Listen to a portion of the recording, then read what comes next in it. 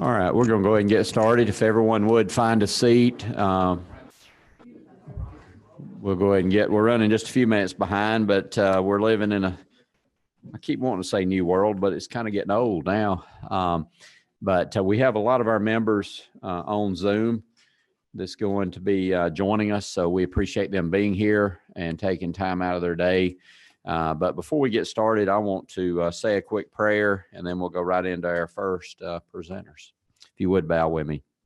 Our most gracious Lord, thank you for the opportunity to gather here, Lord, for the members present, those that are at offsite locations, Lord. We pray for the health of all of our staff and other members who have COVID and other illnesses, Lord, those that are having surgery this week, Lord. Bless and forgive us where we fail you. Thank you most of all for my personal salvation. Continue to bless us and bless everything that we do, that it might be pleasing to you. In Jesus' name, amen. All right. Well, again, thank you for being here. This is our first kickoff meeting of the Freight and Logistics Commission for the year. I appreciate Chairman Beach's leadership in this area. I have told the speaker that Chairman Beach and I will deliver to the Senate leadership and the House leadership a good plan prior to the end of this year so that they can take up some good legislation next session. So we're looking forward to fulfilling that promise to the speaker. And I think we've got a good lineup today. And before the end of the meeting, Chairman Beach and I will announce the dates for the remainder of the meetings between now and the end of the year. We plan to get finished by the first week of December with a wrap-up meeting. So we're going to be busy. We got a lot to accomplish. We're looking forward to getting it underway. Our first presenter today is going to be Daniel with the ARC. We're going to be talking about truck parking. And the theme of today is really the truck parking issue. We identified last year 4 issues that we wanted to find solutions for around the freight conversation, and truck parking being one of those. So today we're going to have Daniel Studdard, Principal Planner with the Atlanta Regional Commission, is going to be presenting to us. You ready to go? Absolutely.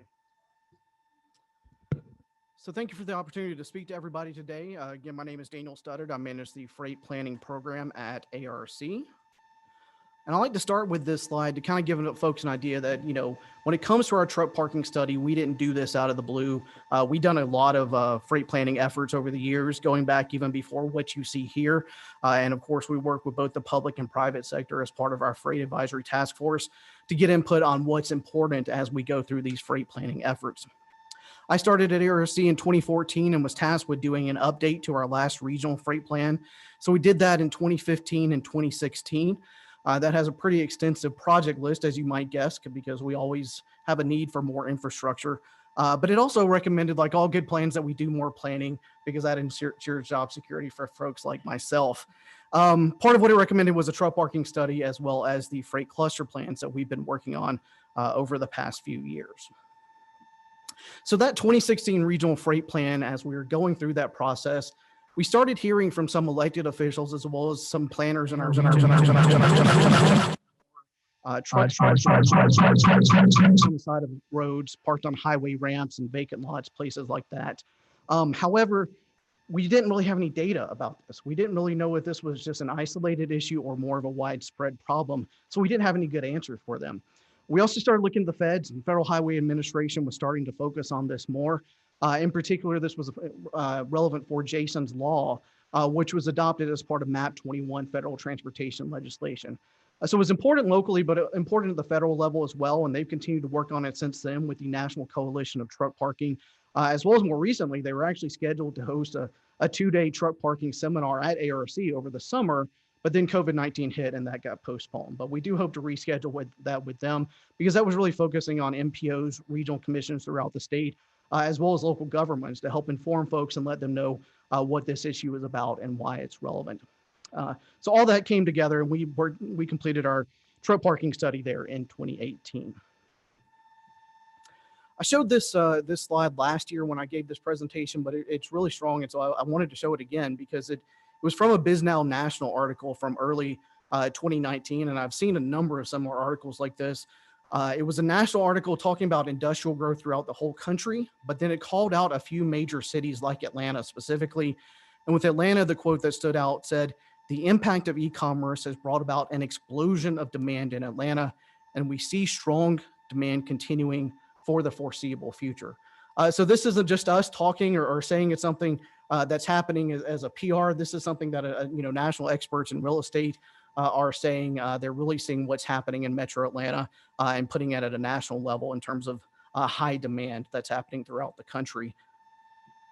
And some of the data that's based on is shown here in this table. Part of what stood out to me was the vacancy rate for industrial development of about 5%, and that 12-month absorption rate of over 18 million square feet of industrial.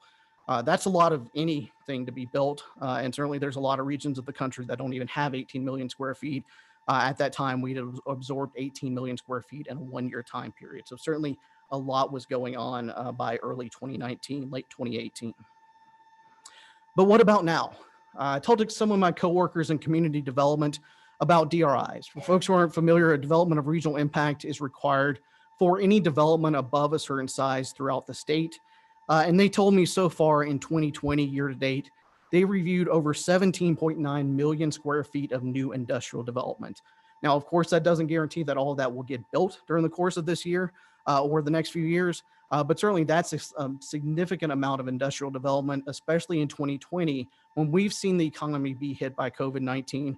We see office, retail, restaurants really taking a hit. But industrial development has continued to be a strong point.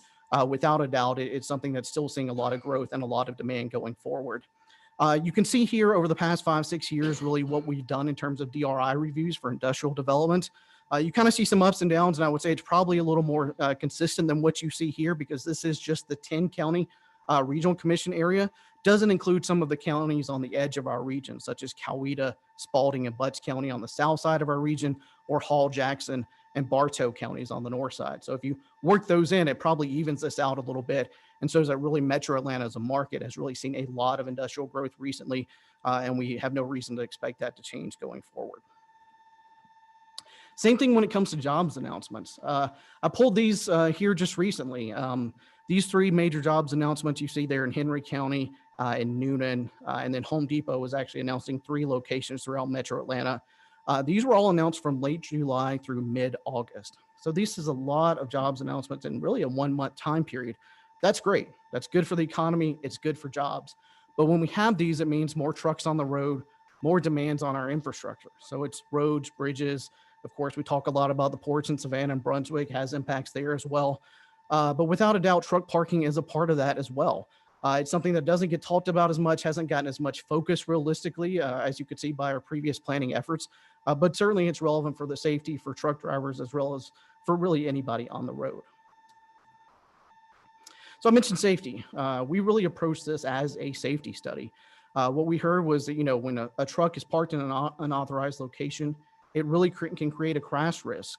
What you see here, an aerial of a truck parked on a highway ramp as it merges in. A crash with a truck parked like that isn't very common, but when it does take place, chances are there are significant injuries or it's a fatal crash. And so certainly it is a significant crash when it happens. Similarly, if you have a truck that's parked on the side of a road that's not a highway like this, you have the same type of crash risk where another car could hit it, but you also run into a sight distance issue. If you have a vehicle that's trying to pull out, make a turn from a side street or from a driveway, you look down the road to kind of see if other traffic is coming. If that truck is parked there blocking your view, you can't see that other traffic that may be approaching. So it really ends up being a safety issue for everybody on the road when trucks don't have somewhere safe for them to park. And not only is it a safety issue like that, but it's also a personal security issue for the truck drivers themselves. A moment ago, I mentioned Jason's Law that was adopted as part of MAP 21 federal transportation legislation back in 2012. That was named after Jason Revenberg, a truck driver out of New York State. He parked in a vacant lot one night in South Carolina, and overnight, unfortunately, he was robbed and murdered. And so really, this is very personal for truck drivers. They need somewhere safe to park. He left behind a wife and a young son. I believe his wife was also pregnant at the time. So it was just a tragedy all the way around, and was something that really galvanized the trucking community, where they said, look, you have requirements in place that say we have to stop for the night, but we don't have enough safe places to go. This is really important. And, certainly Jason was not the only crime victim that's, truck driver that's experienced crime when he's parked in an unauthorized location. But his case is really what stood out and galvanized the trucking community years ago. So why are they looking for spaces to begin with, particularly when they may not be able to find somewhere to park? Well, the federal government has what's called hours of service requirements for truckers. They can drive a maximum of 11 hours per day during a 14-hour time period.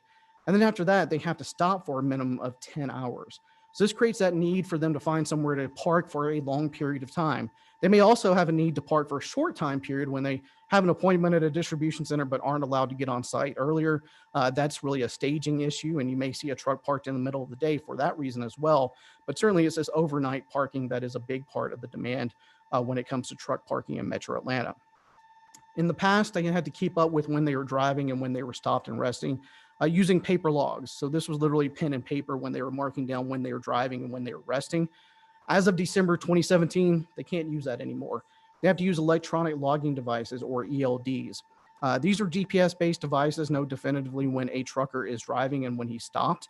And so it's a case where in the past, maybe they would have gotten to a truck stop, it was full, they had to go a few more miles down the road, and if they maybe tripped over the hours of service, going to that next exit, maybe they can, note that, maybe they don't. But at this point, they can't do that anymore. The ELDs will note that violation.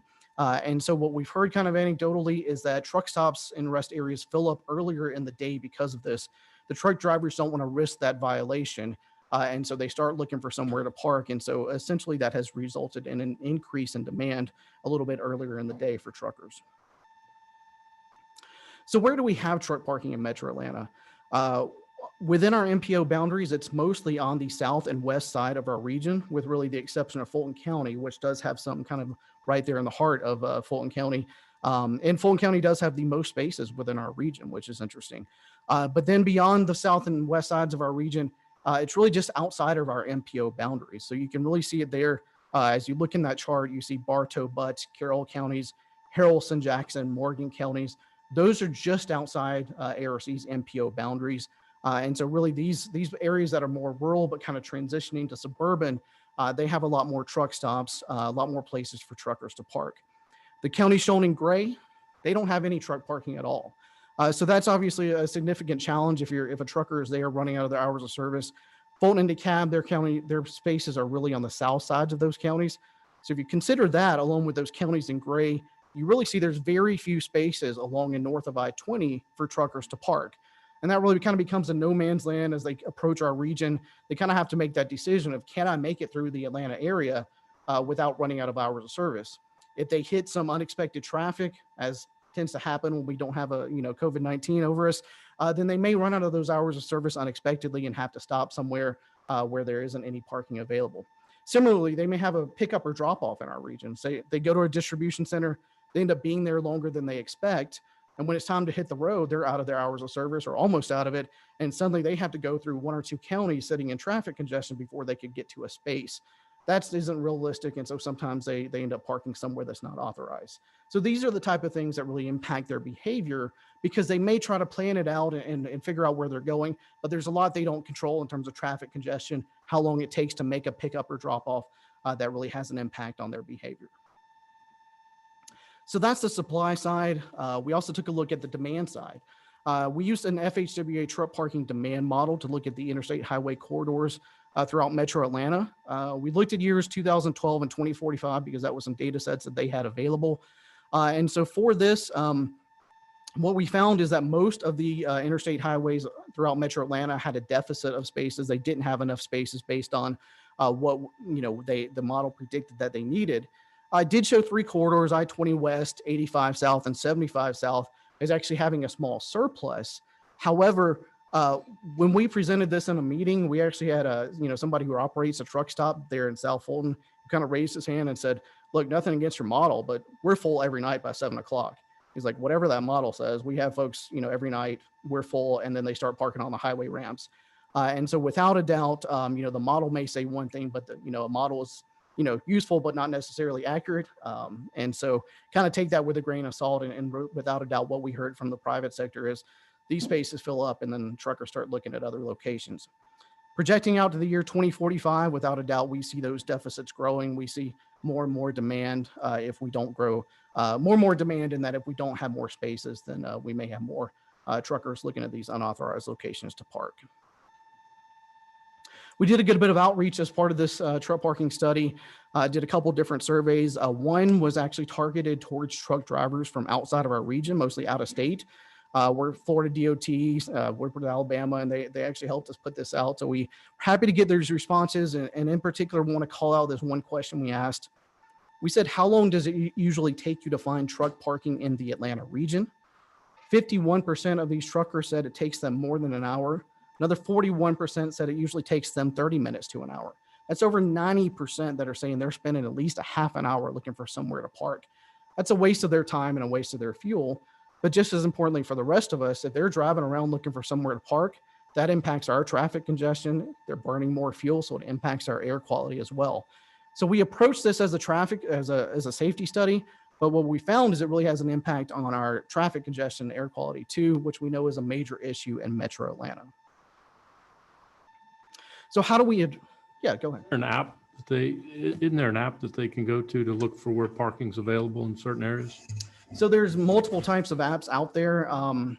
Is that real-time data or? The quality varies by the app. And when I say that, what I mean is my understanding, if it's like Loves or Pilot or somebody like that, that they, a lot of the time it's literally an employee there that may walk around and take a look at what's available and then may update the data in the app. But what I've read is that they may never really say that they're full, because if they say they're full, that truck driver isn't coming there to buy diesel fuel. They're not buying food there. They need that revenue from the other sales, even if they're not parking there. So if they say they're, they don't say they're full and the trucker shows up, finds out they're full, he still may spend money there. And so that quality of data isn't always the best. Now there's other apps out there that are essentially crowdsourced, where truck drivers may actually be updating themselves. Hey, their space is available, their space is not available, that type of thing. But again, that trucker isn't obviously walking, looking at every space in the lot. It's kind of, what they see that's available. You may have some more detailed information on that, but one of the other issues is federal law, a truck driver gets more than. If you don't mind, grab that microphone at 8, Sure. just because we have folks online. Sorry, I'm Rebecca Brewster. I'm with the American Transportation Research Institute. One of the other issues is that truck drivers federally are prohibited from using a smart device while they're in control of the truck. They have a one-button push.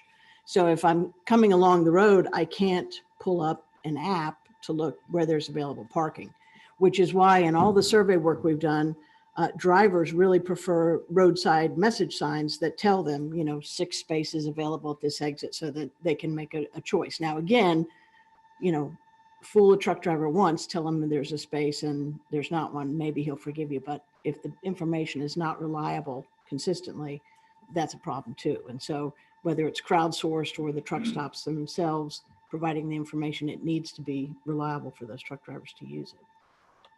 And we did actually work with ATRI on this truck parking study, and they actually have GPS data showing where trucks are parked. And I could spend hours on a presentation like this, but part of what we did see was from their GPS data is that wherever we saw there was a truck stop around Metro Atlanta, their GPS data also showed that trucks were parked on highway ramps right next to the truck stop. So what we figured out of that was basically the truckers show up, it's full. They said, well, I can't park there, but I'm just going to hit this ramp because it's 10 o'clock at night. Nothing else is going to be available. This is my best bet at this point. So, that was really telling that they are trying to get to these truck stops, because otherwise they'd be at every interstate highway ramp. But we really saw that they clustered around the locations where there already were truck stops, but just they were full is our assumption. So in terms of how we address this, I would say that there's probably not any low-hanging fruit. There's nothing, easy or simple or cheap to do, because to a certain extent, things that fall into those categories have already been done. But I wanted to run through a few examples of things that we've run across nationally as examples. This is actually a private sector program. This was a pilot program that Unilever facility in rural Pennsylvania instituted. They were in a location where they had a hard time even getting truckers to come to their location, because by the time the truckers got back to more populated areas, they couldn't find anywhere to park. And so they implemented this pilot program. They designated a couple spaces for truckers to park overnight. They had to follow the requirements that you see here on this slide for safety purposes. And so far, so good. It's worked, and it's actually been expanded a little bit, and it's become popular for truckers because they know if I'm going on this run out to this Unilever facility, it's kind of out in the middle of nowhere, but that's okay because I've got somewhere safe to park overnight. It's a busy facility. It's got security. I'm somewhere safe, and I know I don't have to worry about this. It's not something where, when the driver hits 10 hours out of an 11-hour day that they have to start, frantically searching. They know it's already taken care of. I should stress this is rare. This was the only example we really found like this. It's one nationally that we were pointed to by somebody in the trucking industry because it's the challenges that the companies that operate distribution centers are not trucking companies almost all the time. And so they have different goals. And so something that might help the truckers is in no interest for that company that operates the distribution center. A couple state DOTs, Missouri DOT, actually converted a number of rest areas and way stations to truck parking facilities. As you can see on this map, they did this at 23 different locations. South Dakota DOT did something similar. This has been successful for them so far. That said, I don't know that it's the right approach for Georgia because as someone who drives sometimes throughout the state, I like our rest areas. I don't want to give those up. But in terms of trying to figure out what's been done elsewhere, certainly this is one approach a couple of states have taken. Have to get federal approval from Federal Highway to do that? I don't know off the top of my head. It may come down to how they paid for it to begin with. In terms of the funding sources, I know some of that when we look at transit parking rides.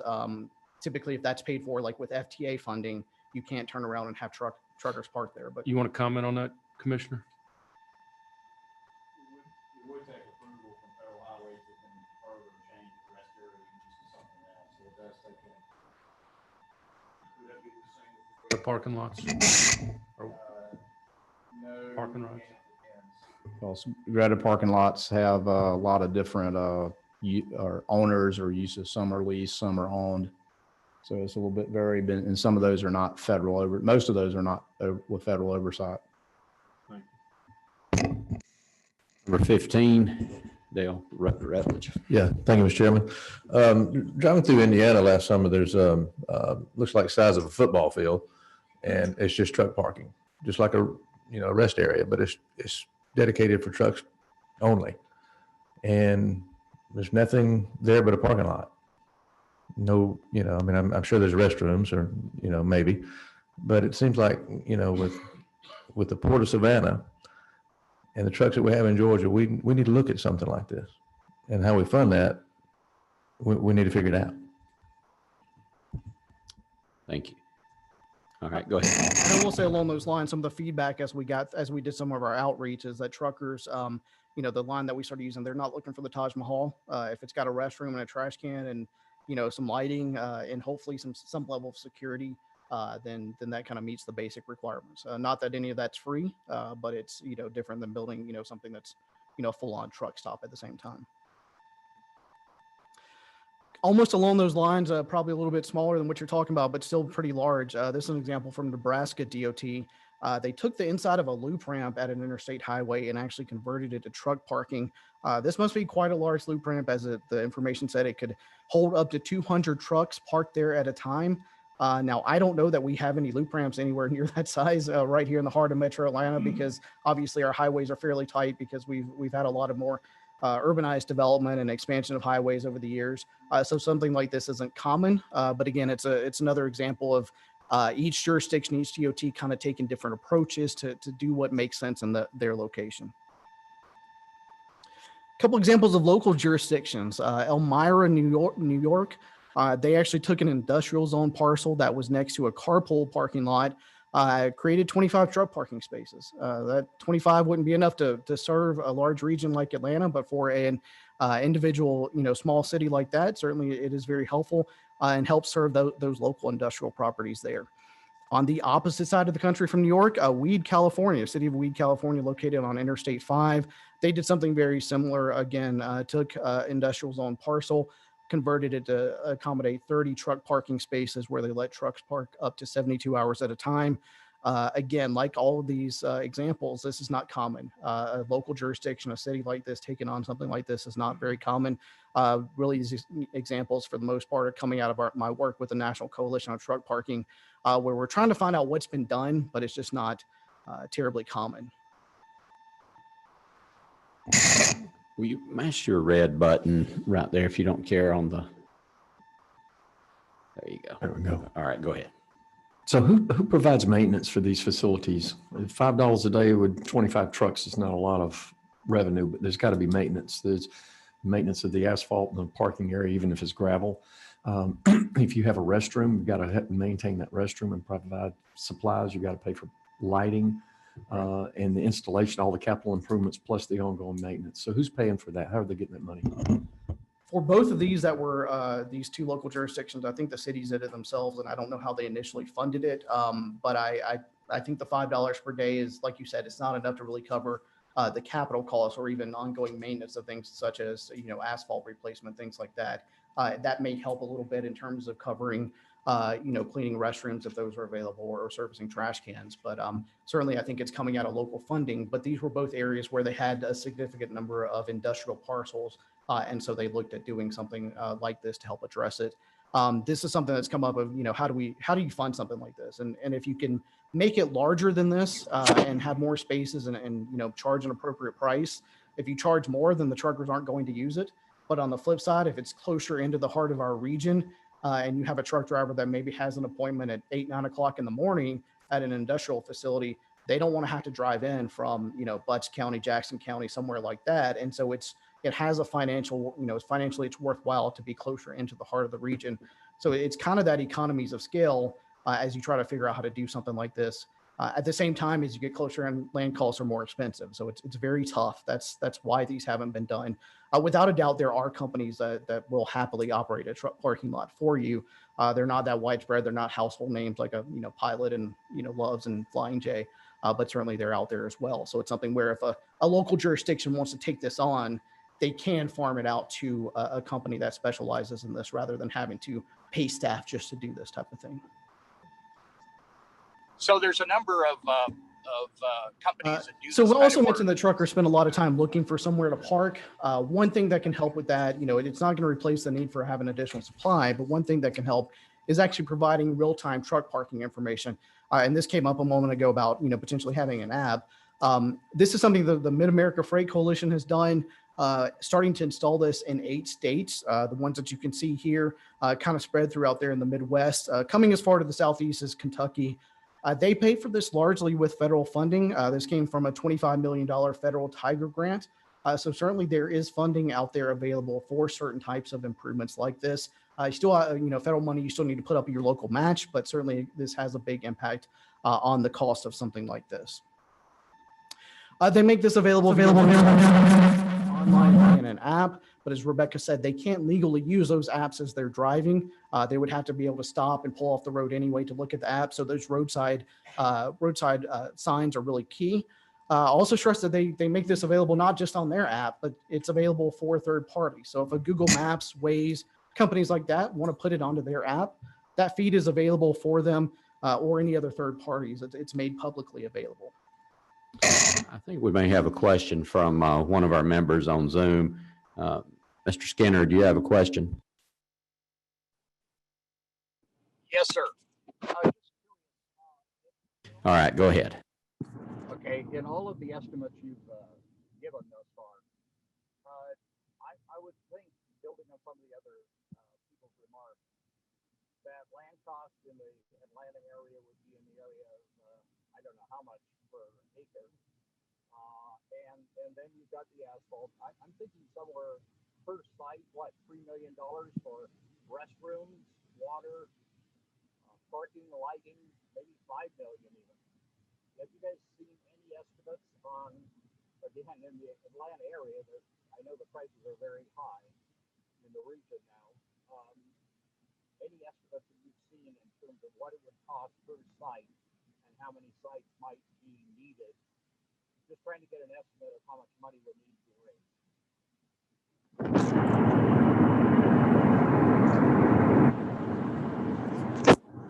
All right, Mr. Skinner, very difficult to hear the question. We were able to hear that you were talking about the cost of the property, cost of building out the infrastructure, and how that may not be possible in the Atlanta area. I'm not sure if it's on your end, if you could speak closer to the microphone with your Okay, laptop, or just try that one more time for us. I know we're trying to do the best we can here with Zoom.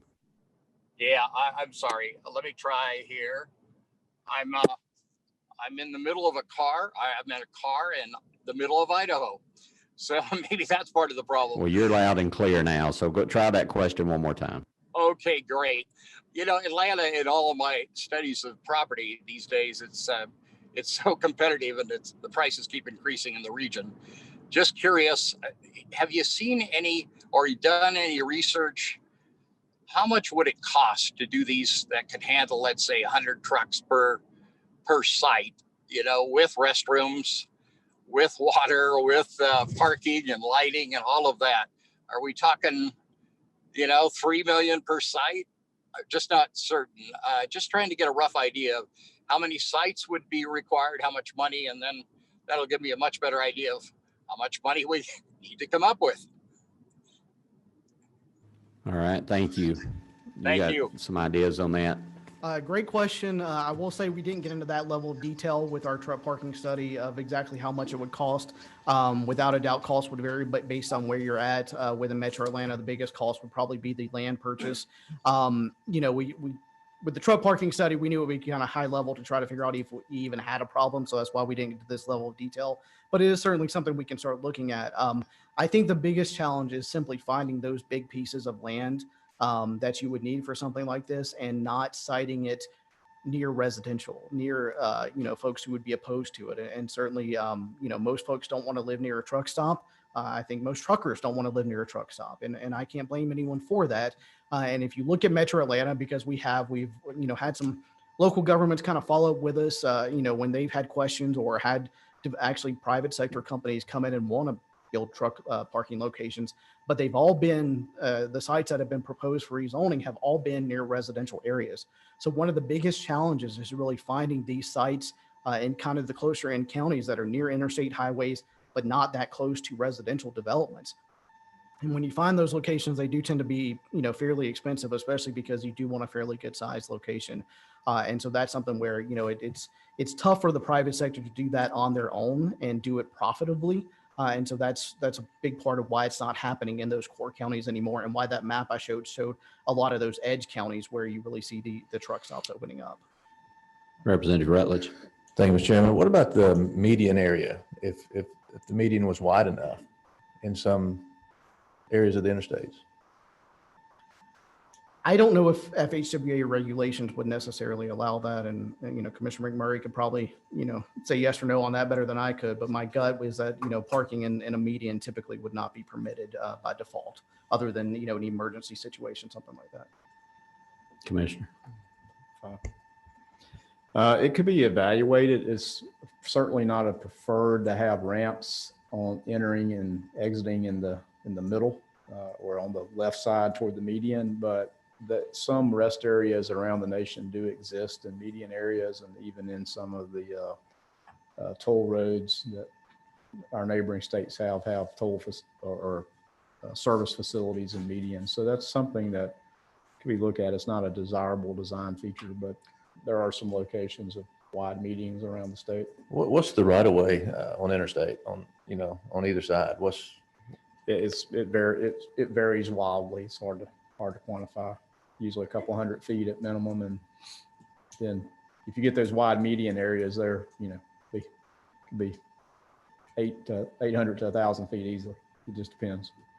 Okay. But usually, if you see a wide median, there was a reason for that, and it's usually topography and wetlands or streams, or there was a reason that they decided to go around something. All right, Mr. Truck expert himself, Senator Jones. I don't know about that, but thank you, Mr. Chairman. I appreciate that. In doing this study, if y'all taking a look at, the state of Georgia itself has a surplus of property all over the state. Did we take into account any of the inventory that we currently have as far as the state is concerned? I can think of a couple corridors off Interstate 20 where either the DOT or the state of Georgia owns property currently that's just sitting idle. Did y'all take that into consideration when looking at this? We really didn't get into anything site specific about where to put potential truck parking in large part because kind of a mix of things. One, we didn't only had so much funding for our study. And two, we know that anywhere that you pick will be fairly unpopular with local residents.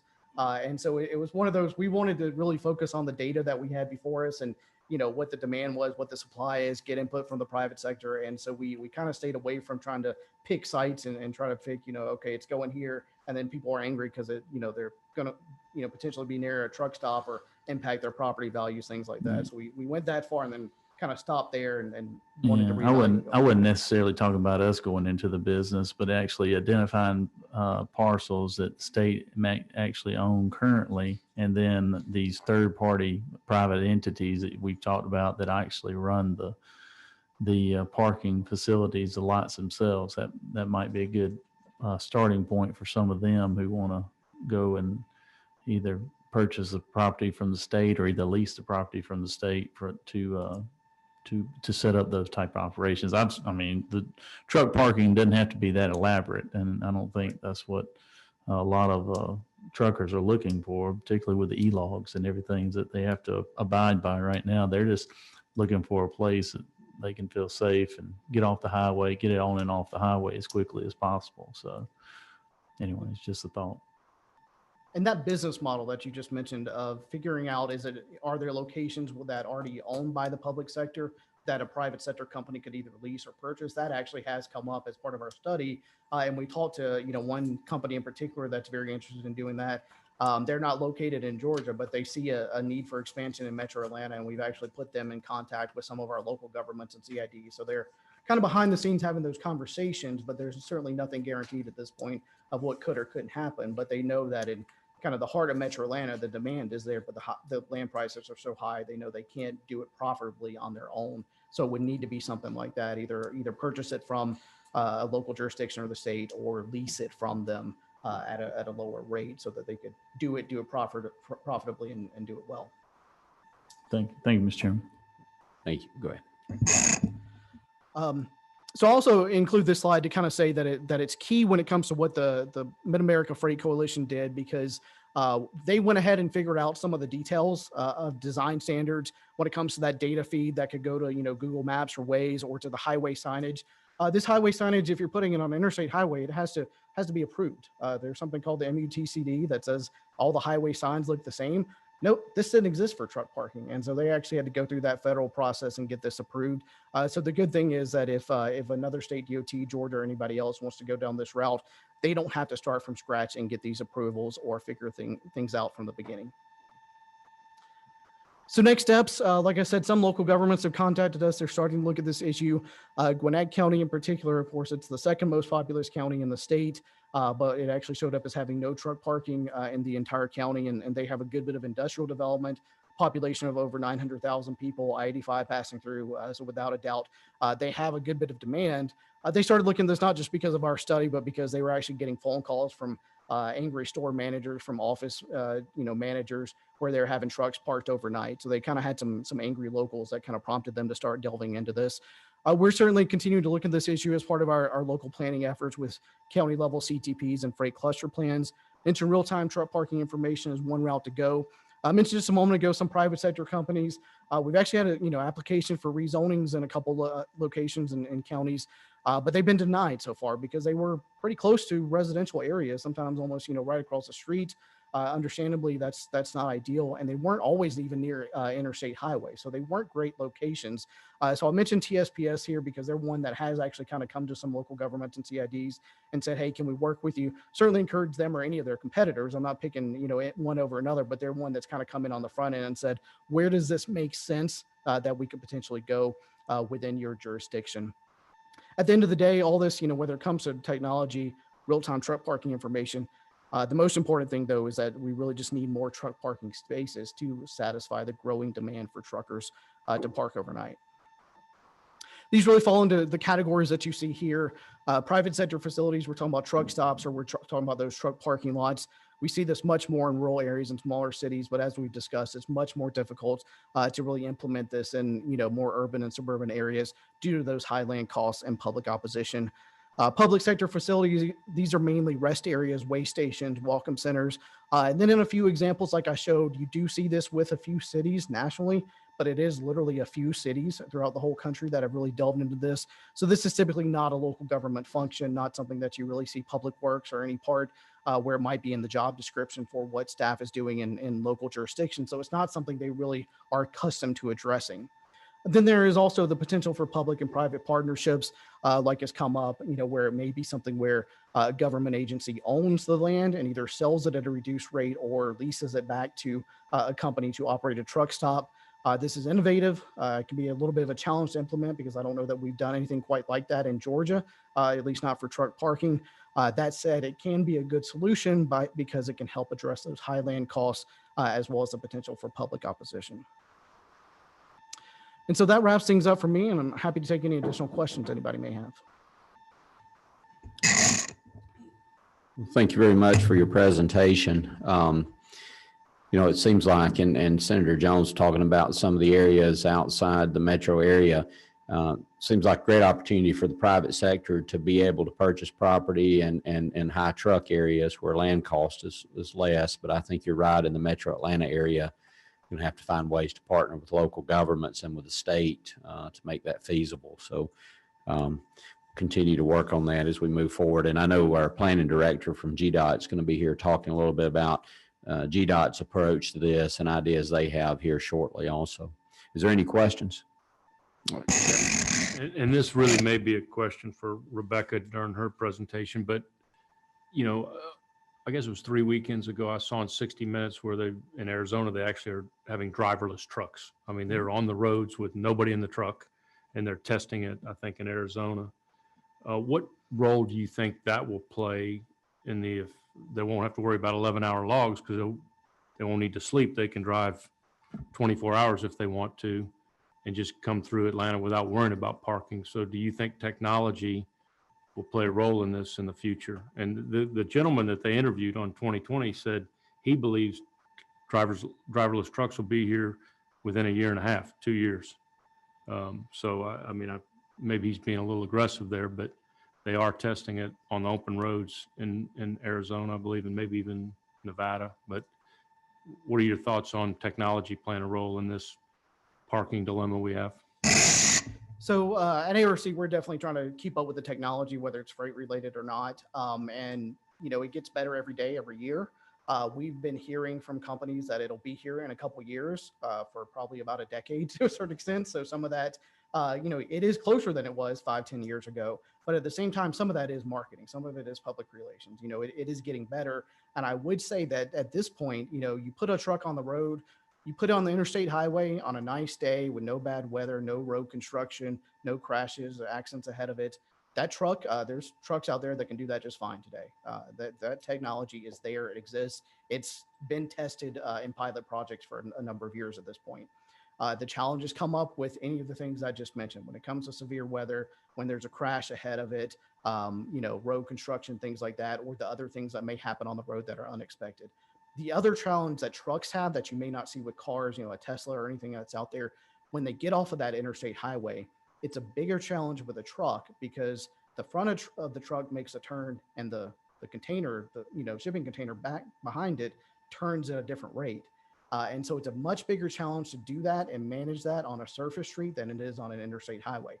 Now, without a doubt, that technology keeps getting better. And at some point it will make the need for these truck parking lots to go away. Figuring out that timing is a little bit of a crapshoot because so much of what we hear is marketing as opposed to reality.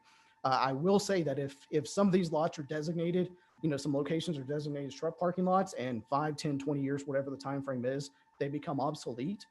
That's okay because you've essentially stored land for other uses. And without a doubt, if it's near industrial locations, I'm sure there will be plenty of demand. There will also be demand for, other types of loading and unloading needs that may come as we get to more automation with both the loading and unloading side, that there are plans to kind of make everything more efficient, make sure trucks are full. a lot of the trucks on the road are either empty or partially loaded. And so there's plans to use more automation that will need more locations for things like that. So my gut is that at some point, if these become, unnecessary, there will be plenty of demand on that piece of land to use it for something else. Rebecca, I don't know if you have any thoughts on the time frame for anything like that, but Well, I personally think it's a lot farther off than what you might have picked up from the 60 Minutes presentation. Because in each of those cases, those trucks still have a safety driver in the cab of that truck. And so that driver still has to have somewhere to pull off, use the restroom. I mean, we're a long way from even public acceptance of 18-wheelers going down the road with no driver behind the wheel of that. yeah, I will add one last thing on that is that there has been a thought even to make it so that a truck driver would drive a truck from a loading or unloading facility to, say, a rest area. Then they get out and send the truck on its way, and that truck continues to, say, a rest area, way station in another state, 500,000 miles, whatever it might be, pulls off there, and a different truck driver meets it there. Almost like, coming into a port where you may have somebody, handling the ship locally. We're not there yet on that either, but that's one approach that may happen. And so it's something where if you have lots like this, they may also be used for the, a purpose like that. All right. Thank you, Dan, for your presentation. Appreciate it. Thank you. All right, we're going to go on with the agenda, and we've got three members of executive directors of CIDs. We've got Gerald McDowell from Aerotropolis, Ann Hanlon from Perimeter, and Tracy Stipe from Town Center CIDs. If y'all could come up and sit there so you could be on, the camera could catch you. And then we've got Carrie Armstrong, who is chairman of the ARC, is going to moderate a CID panel. And let me just say this, CIDs have played a really important role in infrastructure investment in the region. And I believe there's about 20, and what is there, 28 CIDs now, or 29? 29 CIDs in the metro area. And I know Russell appreciates the investment they make and the pre-planning they do and what they've done for transportation infrastructure. And we want to thank y'all for what you do for your areas. And I know y'all played a role at Aerotropolis, and I know Perimeter, and I don't know if y'all have yet, but and I know the North Fulton CID's played a part in connected vehicles, which is a major technology enhancement. So with that, I want to thank you, Mr. Armstrong, for what you do for the ARC region. And you in your third term now? Fourth term? Well, thank you. I appreciate your leadership on ARC and what you do for that organization. So if you would, we're going to hand it over to you to moderate this panel. Great. Well, Appreciate the commission and your work, and thank you for this invitation. What I'd like to do to start is ask each of our panelists to introduce themselves, but also to give an overview of their CID, just in terms of where it is, geography, geometry, population, those kind of statistics. All three of these are within the metro Atlanta area, of course. All three of them have proven records of contributing to the success of their communities, and so we have a great panel to go on. I'm sure everybody understands that a CID is a community improvement district. It's a boundaried area within a county within which the commercial property owners are members and pay a voluntary incremental increase in their property taxes, and that increment can then be used for improvements within the district. So I heard it described yesterday as a public-private partnership. I guess it is one. We don't tend to think of them that way. So I'll start with Ann. If you could lead us off, please. Sure. Yes. Carrie, thank you so much for the nice introduction. And thank you to Chairman Beach and also Chairman Tanner for having us here today. I think it's critical to hear at least a little bit from the CID community, because we are users of the freight and logistics that you've spent so much time talking about and researching. At the Perimeter CID, we're one of the oldest and largest CIDs in Metro Atlanta. We were established in 1999, so we're going on our 21st year. Carrie mentioned it's a self-taxing organization. Since 1999, the Perimeter CID has levied approximately $120 million in taxes. So about $120 million in revenue that we've invested back into the Perimeter market since 1999. We are at the confluence of 285 and Georgia 400, right at the interchange. We exist both in Fulton and DeKalb counties. And we are home to, I'm going to run through my list really quickly. We are home to approximately 9,000 residents, which is a relatively new development in the last 10 years. We've got a lot of people living in the perimeter market. We're home on a daily basis. We're home to approximately 130,000 employees who come into the market every day and then they leave when the bell rings at 5 o'clock, or at least when it used to ring at 5 o'clock before COVID. So that is 4 times larger than the town I grew up in, is the amount of people that is coming into the perimeter market every day. We're also home to a lot of the big, well-known Fortune 500 company brands that we have here in Metro Atlanta. Mercedes-Benz, Cox Enterprises, State Farm, Intercontinental Hotels Group, Insight Global. Most recently, a big economic development announcement, Deluxe Corporation. They manufacture paychecks. Used to, now they're more of a financing company. So we're a big economic development engine for the state. And I just want to thank this commission for all the work that you've done, because while we may not be an origin center for a lot of the freight and logistics, we're definitely a receiving center. We demand a lot from the freight and logistics industry, and we are sucking in goods every single day. We're home to the largest regional mall, perimeter mall, in the southeastern United States. And while the retail business is changing and evolving because of the Amazon effect, those goods are still being delivered into our market, and especially into the residents that are living there now. So thank you for having us.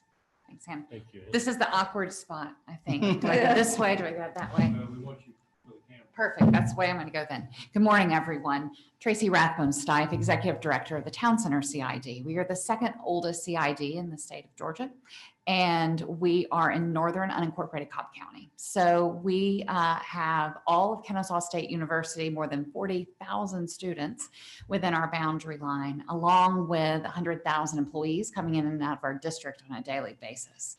In addition to that, we have about 5 million square feet of retail and restaurant, and 4 million square feet of office space. So our Class A office market is tight and changing as we're moving through COVID, but we have a very large industrial and flex market.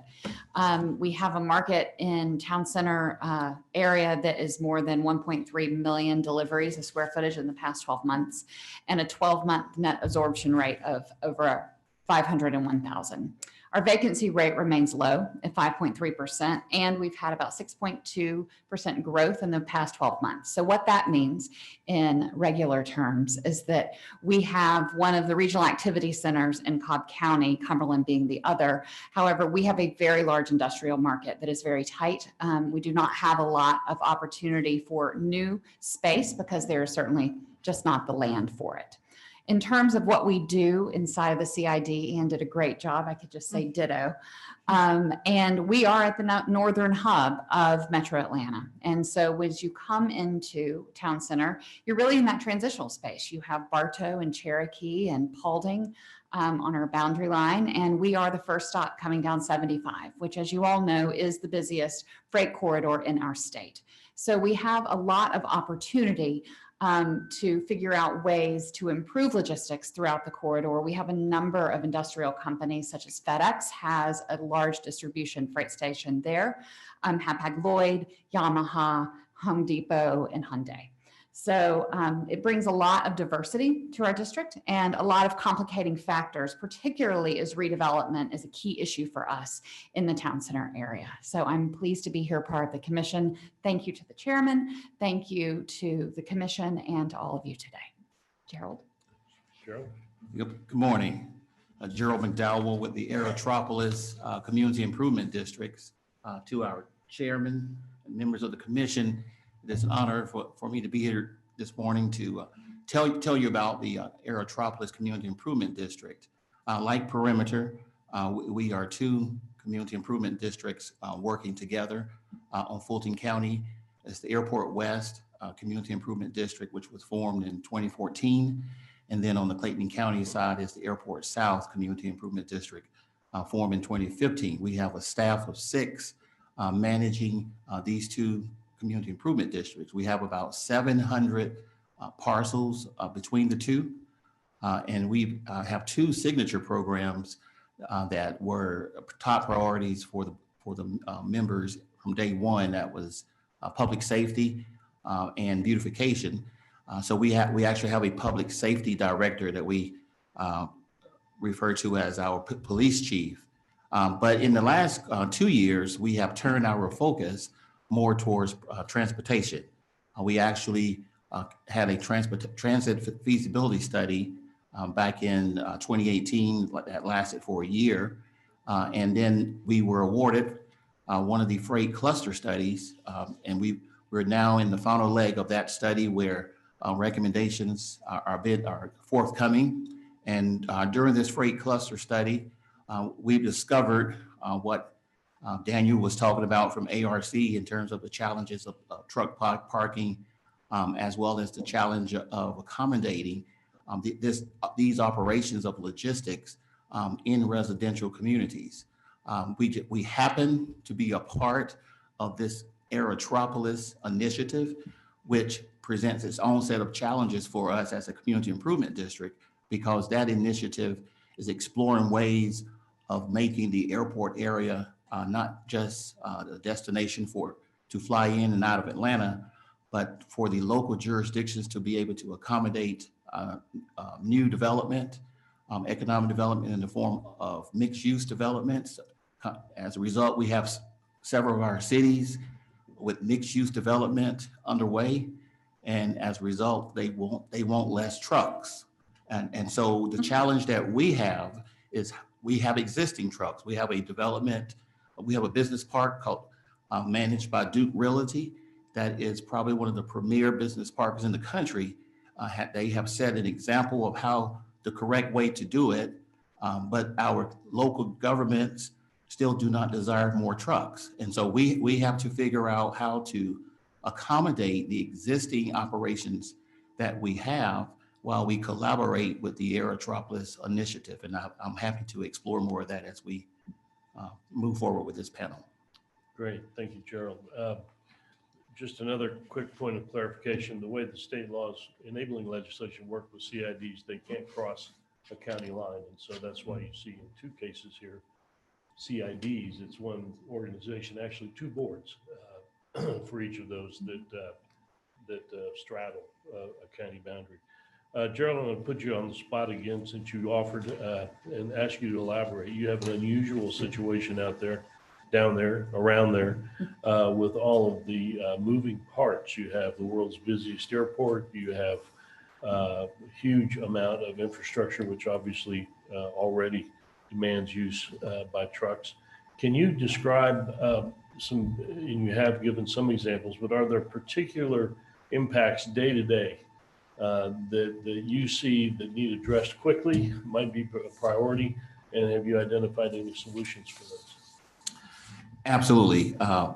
With COVID-19, we have experienced the opposite of what a lot of areas are experiencing. We are experiencing increased truck traffic. I mentioned Duke Realty, but there are other business parks in the Aerotropolis, in our 2 community improvement districts, where they have operations like, for example, Amazon and FedEx and Dick's Sporting Goods and Colgate, for example. Those operations have increased. If you listen to the name of those companies, you understand why. And it didn't help when Hartsfield-Jackson started accepting more Amazon flights. Now their daily flights went from 0, and by the end of the year, they are projecting it to have 6 daily flights coming into the Hartsfield-Jackson. And so the challenges that we were first made aware of when we first started our freight cluster magnified during COVID. And the primary challenge are the corridors. With our local jurisdictions, as I mentioned earlier, they have a desire to create walkable communities, mixed use developments. And so they want the trucks off of their local roads. And so what we've done as CIDs over the past 3 to 4 years, we've conducted multiple studies and where we have identified some projects where we could widen existing corridors, or in some cases create new roads, and to redirect some of the truck traffic. So what I would say to the commission, for some of the solutions that the challenges that we are having is simply redirecting some of the truck traffic out of the local communities. And we are exploring, how that can be done. One last thing I'll say about COVID. So what's happened, we're probably in the third iteration where Amazon, Colgate, and FedEx, and now, if that wasn't enough, Home Depot decided that they wanted to build a 500,000 square foot facility. So just on Camp Creek Parkway alone, it's projected that the truck traffic is going to increase from about 5,000 to about 85 trucks per day. And it's in the core part of our district. And we've identified some potential new routes for these trucks, but the daily parking has increased. And so we're in the third iteration where new parking areas have been created to accommodate this increased traffic. And what that has done for the CIDs, fortunately, because we have our public safety program, which means we have private security and we have off-duty officers, we were able to work with our local partners and help direct the traffic and traffic flow through these local communities where the impact was lessened. And so some of these solutions are to work along with our local partners. We're not going to be able to eliminate truck traffic, but we can certainly support the movement of truck traffic with widening of corridors and adding new truck routes in the area. And we've seen that even throughout COVID. Thank you, Gerald. I think we have one comment before we go on from Derek Johnson on Zoom. Derek. Hey, are you able to hear me okay? We got you. Go ahead. All right. So one, thank you for the opportunity, and for those that are representing the CIDs, definitely have been very encouraged by the work that's being done in the three areas that I've mentioned here. I work with UPS, and curious as to each of the CIDs, part of the areas that make them really attractive, especially in these live, work, play communities, is the density. And I think, Gerald, you were beginning to mention changes that are being made or could be made to allow truck traffic, whether it's going to be freight or even local delivery. And we've seen the uptick of that with regards to e-commerce during COVID. How are you collaborating with, I'll say, the business partners, logistics companies, and any other ways as they're planning out, as we are planning out, how we route, how we make the deliveries, how we service the local communities? Are there discussions that are being had, collaborations that are had, and that's for all three, with regards to how do we continue to serve those local communities? Oftentimes, logistics can be an afterthought with regards to servicing, especially the local residents in those areas. Any thoughts or comments as to discussions or how we could be involved earlier to plan out, be a part of the planning of those communities to make sure we're servicing everyone appropriately? Yes, community improvement districts we're the perfect vehicle to address that, because we can use our resources to explore those possibilities a lot earlier than local jurisdictions are willing to do so. A lot of times a local jurisdiction, they respond to a problem, whereas we can work and explore to find solutions to present to local jurisdictions. One example, there's a developer who's come into the area with a mixed-use development. They reached out to the CID to understand more about what we're doing with our transit study and where we're going with it, and how they can be partners with that, and then in turn present that to the local jurisdiction. And that's the important key there, is to utilize community improvement districts so that we can partner together earlier before there is a problem to help identify potential solutions. And then the other part of community improvement districts is because of our relationships that we have with organizations like the Georgia Department of Transportation, the Atlanta Regional Commission, and our transit agencies. Because of those relationships, we're able to advocate for our property owners while at the same time accommodating the operations of local businesses so that we can find a meeting ground to satisfy both parties. I'll give you one quick example. We have a challenge in the Aerotropolis where the local jurisdictions have a desire to create these walkable communities. But we can go to our property owners and we can express this to them. And so when they are building their next warehouse, or they're building whatever their next project may be, they can take all of this in consideration for that particular project and know in advance, before it gets too far down the road, what the challenges are going to be. When they get down the road, they have solutions to present to challenges to their project. And that's the role that the CID can play with private sector and private property owners. Tracy, on to you. I'll ask the same question. Your district has some similar challenges. You also have McCollum Field, one of the major general aviation airports. Can you give us specific examples of freight issues or logistics issues that you are trying to wrestle with? Most definitely. As you said, we have Cobb County International Airport, which is the second busiest general aviation airport in the state. They have about 200 in and outs a day. And so that definitely creates complications when you're looking at the perfect storm that we have inside a town center, where we recognize the importance of the market with industrial, and yet, the movement of freight is really important, and how we do that. And we also build this community, as Gerald said. We're trying to achieve a number of priorities throughout our very diverse district, and it can be challenging at times simply because of the different forces at play. And so how do we balance that? And we love to have companies come in the beginning while we're doing our master planning and study process. We're doing a number of corridor studies right now.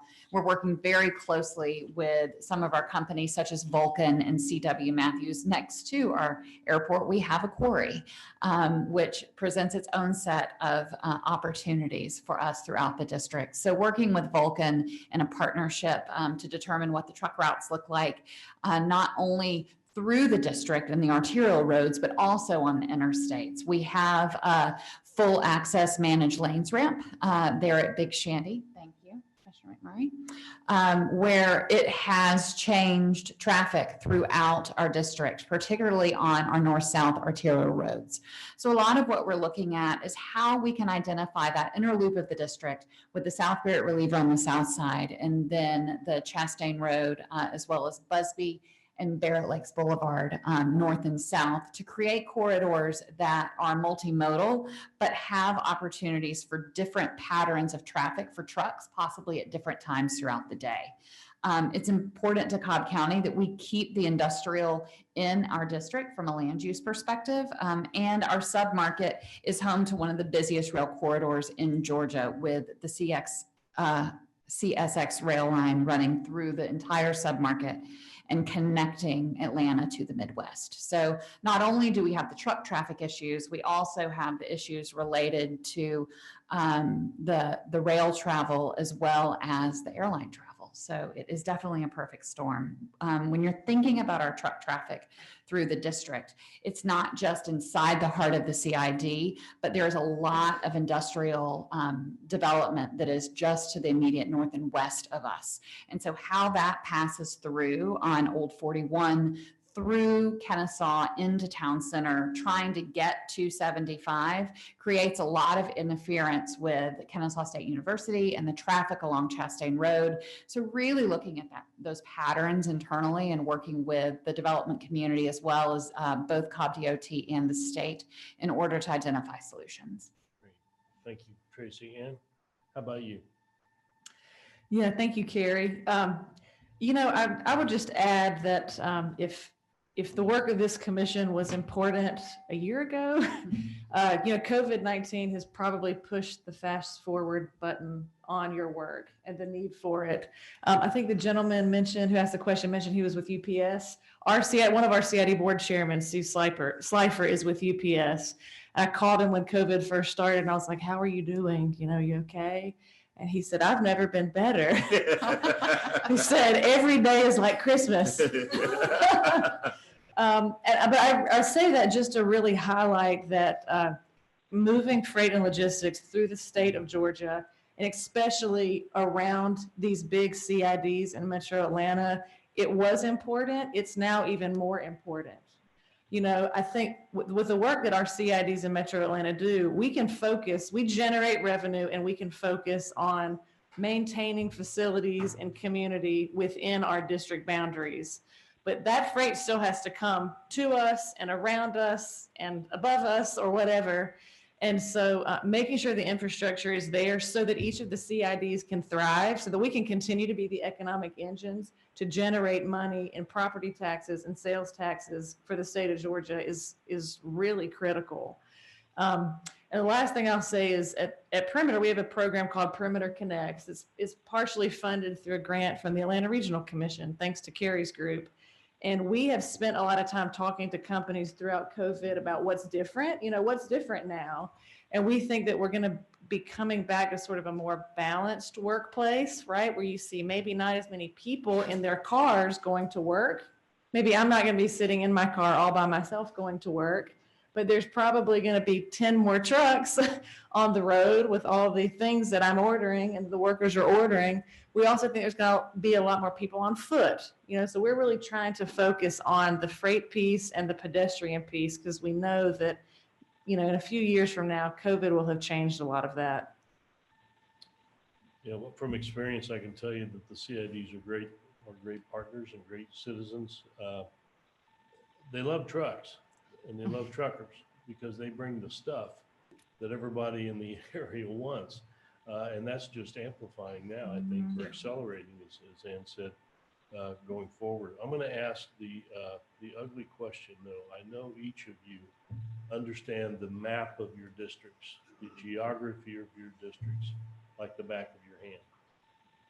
Can any of you identify a possible truck parking spot within your district?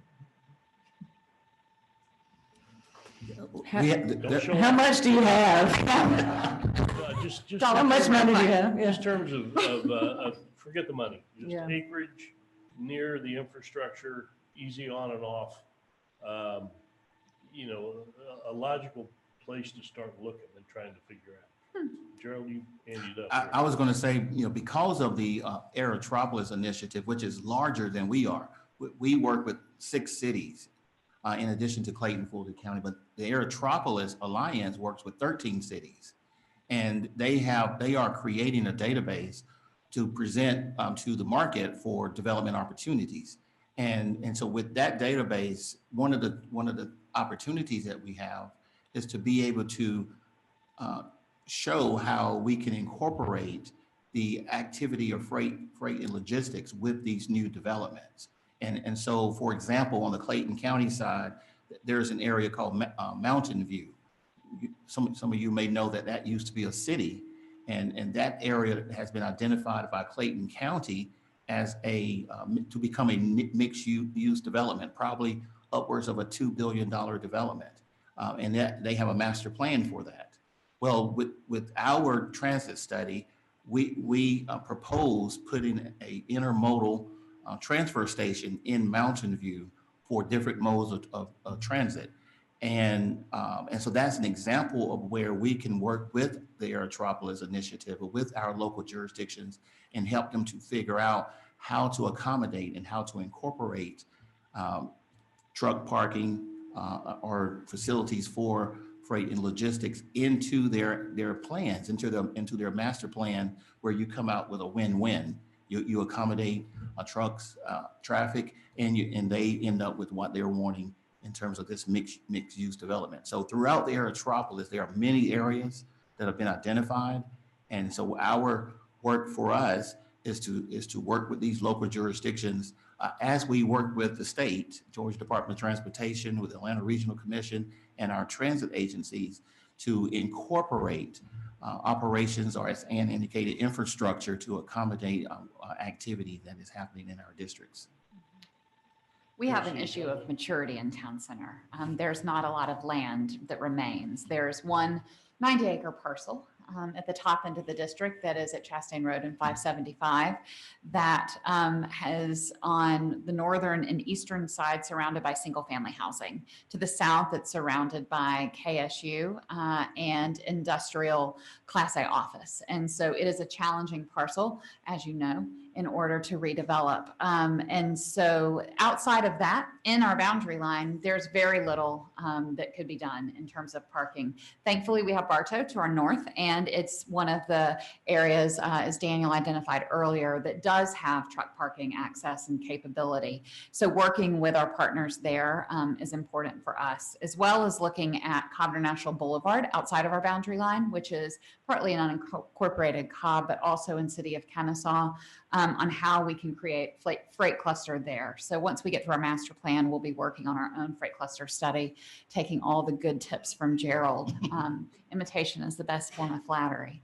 So looking ahead at what that will be for us is a challenge, given the complexity of the issues in our district. Gotcha. Ian, I know you've got 200 acres just sitting around. That's why I ask, it depends on how much you have to spend. I don't see the perimeter market as having a lot of storage capacity, but I think for us, efficiency is going to be key. You know, we spend a lot of time thinking about what the top end of Metro Atlanta is going to look like in the next 10 to 15 years. I mean, as Russell well knows, when the puzzle pieces, the jigsaw puzzle pieces start coming together with the 285 at 400 interchange, if that's the first piece of the puzzle, and then when you incorporate the managed lane systems on the top end and on Georgia 400, of course, on 75, you start to get this puzzle that's slowly getting all of the pieces clicked in.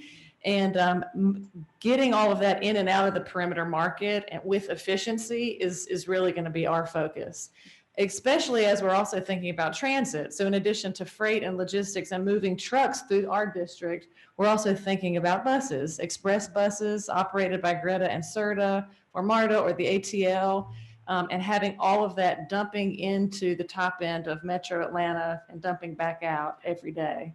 So I think for us, efficiency is going to be key. And I think to add on to what Ann said, you know, we have an east to west connectivity issue on the top end of Metro Atlanta.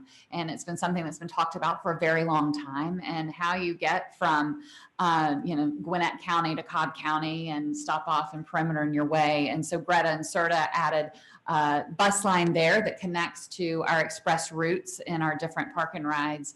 But transit and is not only the issue, we also have the logistics issue as a part of that as well. So looking at the opportunities for what's next in terms of larger infrastructure projects much further down the road, but still important as a piece of the full puzzle for sure. Well, I will defer to our chairman. We are 2 minutes over our allotted time on your agenda. I want to be respectful of that. Do you want to give us some more time for Gerald to brag, or are we done? Why don't we do one more question for the panel, and then That'd be great. Are there questions for the panel? any questions for the panel from the committee? Okay. Well, I want to thank y'all for your time. Thank you. Mr. Chairman, thank you for, again, what you do for ARC. And Daniel, thank you. That you guys have been a great resource on the truck parking. So thank you. And again, thank y'all for what y'all do. You bet. All right, thanks. We'll move on.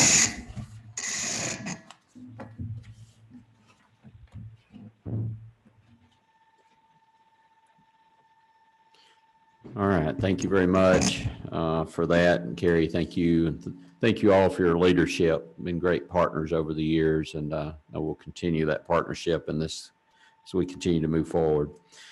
Next, we've got our planning director, Jan-Ann Miller, is here. Going to talk about truck parking from the GDOT perspective. So I'll turn it over to her.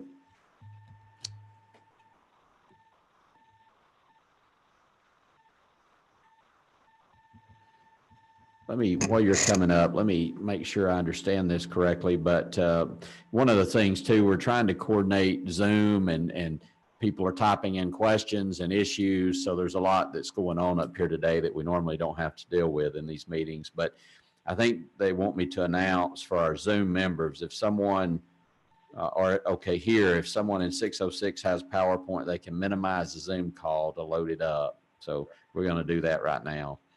Also to our Zoom members, just so you know, if you have a question, we'll get to you. When I call on you, I have to, all the other mics here are mute. And then it cut, and then when I let them talk, it mutes your mics. So we have to go back and forth. So there may be just a slight delay. So thank you for your understanding.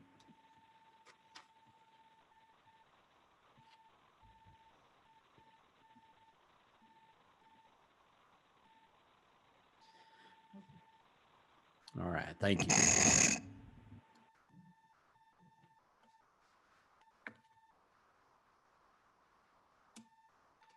Good morning, everyone.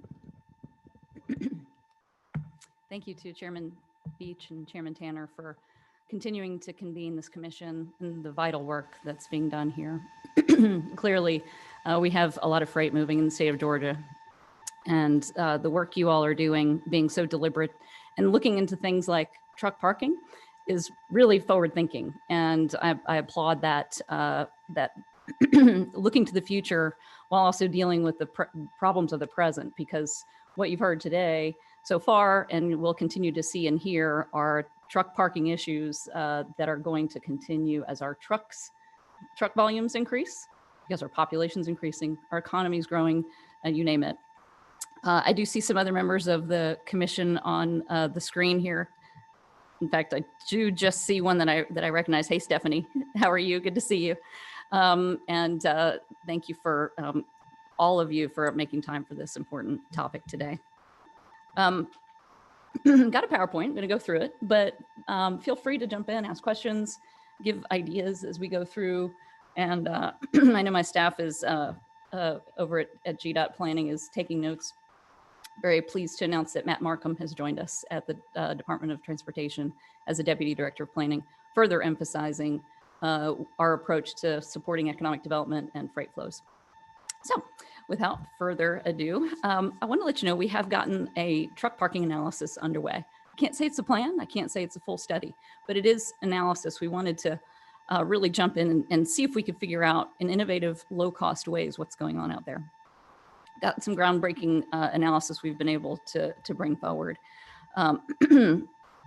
We're focusing on the demand for and supply of, because really that is where you get pinch points in the whole scenario here of trucks parking where they shouldn't, creating unsafe conditions potentially, and as we enhance safety and support our economic development, we wanted to bring forward some good analytics first. So we've had extensive coordination, I would say, between GDOT offices, especially GDOT traffic operations and maintenance and rights of way, as well as the Georgia State Patrol. We've taken a unique look internally with all the resources that we have. We've also used the Eastern Transportation Coalition. Some of you might not have heard of that organization yet, but it is the old I-95 Corridor Coalition. They've transitioned their name as they've added a couple of states, Tennessee and Alabama, but their work continues and is very freight focused. So we're using some of their best practices and expertise. We started this earlier this year in the spring, and we are doing this demand supply, future conditions is underway. We're hoping to incorporate the findings into our freight and logistics plan that we'll kick off next year. Maybe a little timeline here on a national scale and a state of Georgia scale. This Federal Highways report back in 2002 was the first that we can find on record of attention at the federal level. And then there was trucker Jason Rivenberg, who was unfortunately the victim of a crime. He was in the process of that crime being executed, he was murdered. It was a petty crime, and it was unnecessary for him to be parked where he was. It was a dark and desolate place. And Congress responded and put Jason's law into place, and is wrapped into the work at Federal Highways through MAP 21 with a survey that started of the states of where truck parking exists. The FAST Act made truck parking facilities eligible. And then in 2015, Federal Motor Carrier Compliance and Safety Administration, the federal regulators of trucking, put into play some changes of hours of service that really went into high gear with the electronic logging devices, ELDs, in 2017. The enforcement of those hours of service through ELDs started in December of 2017. It phased over time and went into full completion of compliance last year. So if you've seen the temperature rise, so to speak, in the truck parking issues over time, it is exactly kind of that dialing up of the enforcement. And truckers wanting to make sure they're complying with their electronic logging devices that are in all trucks now. Those hours of service are not sent to the federal government. They're kept on board, but they're there and available for any law enforcement at any point in time to say, whoop, you're out of your hours of service, and they get penalties for that. Therefore, the trucks are needing to park wherever they might be able to find a space. Or what they all will sometimes do, and I'm sure Stephanie and others who are in the operating carriers nowadays are noticing potentially some lower efficiency in the supply chain because they might cut off their trip early to park where they can, even if they still might have 30 minutes or an hour potentially in their hours of service for that day. They might not be able to find a parking place. They might come across traffic or weather in that period of time, and they just don't know, and they want to be safe and grab a parking place. So we're dealing with both safety and efficiency impacts from the electronic logging device enforcement of the hours of service. Of course, here in Georgia, back in 2009, we had our first Commission for New Georgia Freight and Logistics Task Force report that led to our award-winning freight and logistics plan back in 2012. ARC has been doing great work with the regional truck parking study that you heard from Daniel earlier today. And we've got in today's world, we've got this commission that's looking at the truck parking challenges, and we have the ability to look at it in new ways. We are also looking to other states.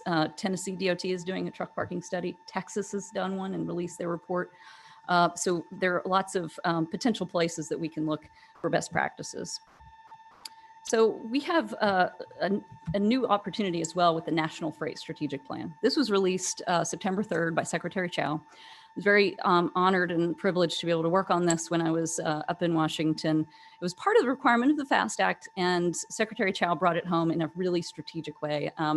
So thankful to have this as a guide for us here in the States.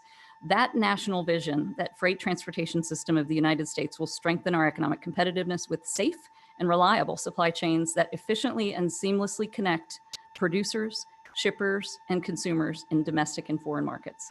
This is an administration that is focused on supporting our economy and doing it in practical ways with meaningful investments in infrastructure. And that's what this National Freight Strategic Plan puts forward in many factors of freight and logistics. I encourage you to take a look at that report. It's on USDOT's website.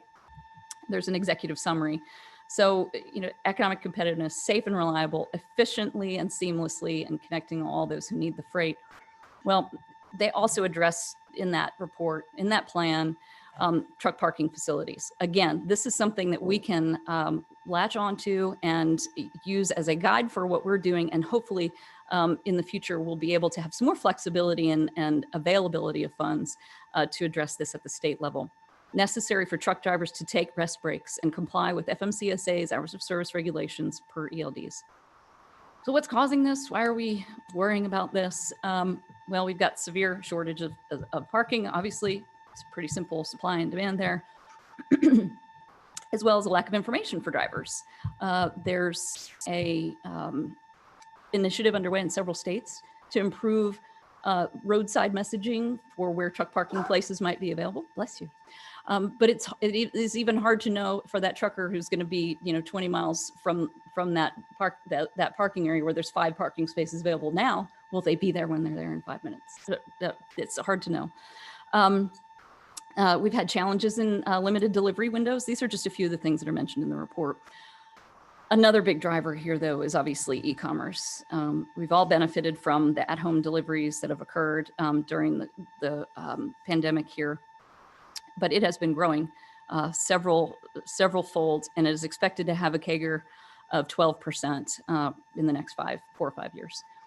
E-commerce is driving a great deal of truck traffic, and we'll just talk about some other drivers of truck traffic here in just a moment.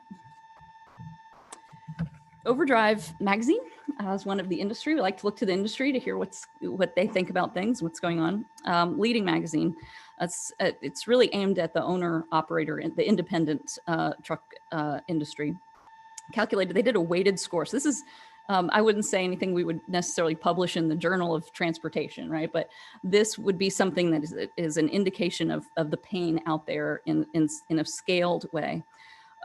We scored out of 0 to 40, we scored 27.8.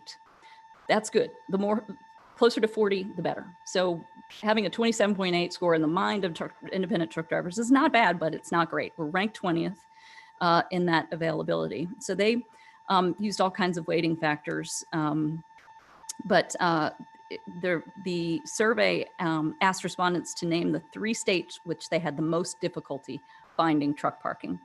So you can see amongst the 3 states, we're not in the dark color. We're in the notch right below in terms of their top 3 states for difficulty finding parking. Again, not scientific, but a line of sight into the real issues. Our demand drivers, of course, in the state are the cargo that needs to be carried in our major industries: manufacturing, warehouse distribution, logistics, and agriculture, natural resources. I want to remind you of a couple of really exciting and important statistics that is driving truck demand here. Department of Economic Development just recently released their fiscal 2020 numbers. $7.4 billion of investment, $7.4 billion of private investment in the state of Georgia in fiscal 2020, even with the pandemic. That is impressive. That is 350 companies that brought 24,000 jobs to the state. You look a little deeper and you realize of all of those investments, all of those companies, 84% of that investment are for companies that require logistics to move their goods. 84%, so $6.2 billion of private investment that requires freight, inbound, outbound, and both. 280 companies, or 80%, and 16,600 jobs are logistics-enabled jobs as a result of Department of Economic Development's work. Well, guess what? We've got to make sure our roadside infrastructure, our rail side infrastructure, surface infrastructure is up to par to be able to handle all that cargo. Of course, Georgia Ports Authority is another driver of that freight growth and truck growth. We've been, Port of Savannah is now the top exporter for containerized agriculture. That's a huge accomplishment. Those are heavy trucks. Do they require truck parking? They might. Agriculture does have an exemption of 150 miles, but as soon as they hit the 150 mile edge of their radius, they have to turn on their clock for their electronic logging devices. These are things we need to look into to see where the truck parking might be necessary to meet the safety and efficiency that we have. So even with the pandemic, the port moved 4.4 million TEUs last year. That's down less than 1% from the prior year. And but our docks and container tons are still up. We have 74 million square feet of warehouse space in Savannah, and Colliers says that we have 5 million more square feet under construction, and more is being announced almost every day, it seems. We have to keep up with the Port of Savannah on all parts of our infrastructure, including truck parking. A note here, this is some pretty interesting work that the planning team was able to do at GDOT. We did some extensive land use data collection, existing freight intensive uses, available properties that are industrial, and also a DRI analysis. So developments of regional impact analysis was done with help from the Department of Community Affairs. So what you're seeing here is where there's high intensity freight land use development. That means there's a need for truck parking in some way, shape, or form. It might just be for staging, where those distribution centers can't yet take the truck, but the truck has to get off of its hours of service and sit to the side until it's ready to go into dock there. But it's not just in Metro Atlanta. It is sprinkled, of course, throughout the state. We have another view here of the potential of where we might have truck parking demand.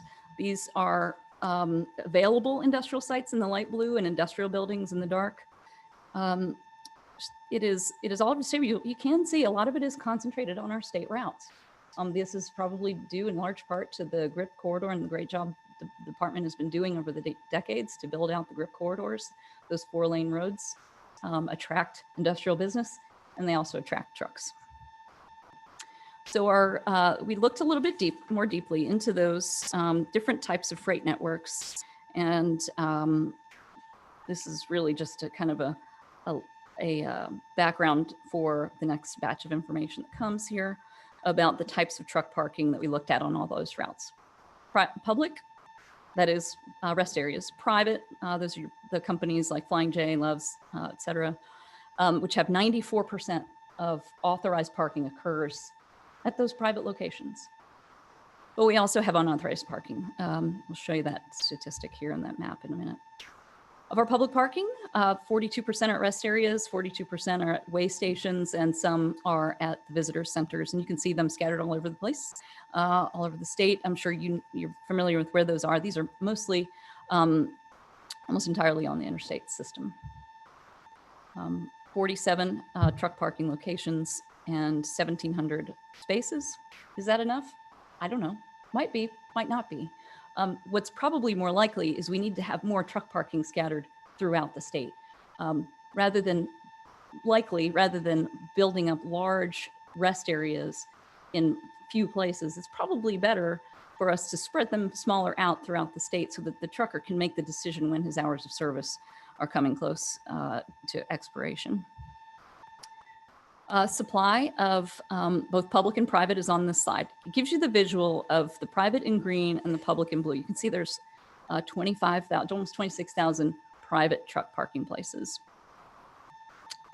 And adjacent to Georgia, there's others outside, of course, in our bordering states as well. Truck parking spaces by county. Another way to look at it. You can see clearly we've got a lot of industrial activity in volume in the Metro Atlanta area, Fulton County. That isn't to say that we have a lot of truck parking places up in Roswell. That is not meant to indicate that. It's meant to indicate Fulton County as a whole. So again, just one other way to take a look at the truck parking that's out there. But in terms of the private supply, a majority of these are affiliated with gas fueling stations, whether it's Pilot, Flying J, Loves, or any of the other ones that we might go to fill up our car. There might also be truck parking affiliated with those more consumer-oriented gas stations. So 23% of the private-owned truck parking are at those ones in the triangle there. So nearly a fourth are provided by the companies that are focused on freight only, trucks only, and service to those drivers. So that means 77% are in these others. So there's these other companies and small businesses who affiliate with these oil companies are in the game. But what we want to look at is what might be the barriers to them getting more into the game. You know, does this this is not necessarily unique either in Georgia, that most of the parking is provided by private sector. So how can we, what work can we do? And these are questions we're asking ourselves and would hope for your help and consideration as well. What help can we give for these private companies to be incentivized to provide more truck parking? It's obviously a need for us in safety and efficiency, and hopefully they would be able to find a business model out of it too, if there maybe are some barriers that are out of the way or incentives put in place, perhaps. But here's where the unauthorized parking is occurring. This is thanks to Georgia State Patrol citations or warnings in 2019. So it's we've cross-referenced this with GDOT crash data, roadway infrastructure data, and national data on speed data for trucks during the nighttime. So we know based on that, those probes that are in trucks, that they've stopped, what hours of the day they've stopped, and for how long they've stopped. This is really the groundbreaking part of what we've done so far here in Georgia. This is data that's available and free to us that we've analyzed. To Carrie's point earlier, can anyone volunteer for some truck parking spaces that you'd like to offer up your land to avail that to help these truck drivers? It's going to be a good deal of analytics we're going to have to do, and in terms of where is the business case for these and where are they viable. So 47% of this is on the interstates. That means 53% are not on the interstates. So there might be off interstate opportunities for us to address as well. And in summary, we have it all coming together all over the state, concentrated in metro Atlanta area, as well as on the interstates. Not a surprise, but not all of them are there. Not all of the supply and demand is occurring on the interstates. We've got more work to do, but we've gotten a really good start here. What's next for us? We're going to continue our data-driven evaluation of the problem statement, the value proposition for addressing it, options for innovative public sector investment and policies to assist the private sector for short and long haul truck parking, business case and ROI-based analysis. And we want to incorporate these findings into our state freight and logistics report, again, that we will kick off in the coming year. So I went through that pretty quickly, lots of information, but would love to take it.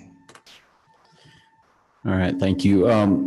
One of the things, and I want to just tell you, I appreciate you kind of taking ownership of this from a state perspective, because, you know, we hear about the private-public partnership opportunities. We know that cities like and counties like Gwinnett's looking at options, and Gwinnett, huge freight, taking in a lot of freight with 0 parking spaces.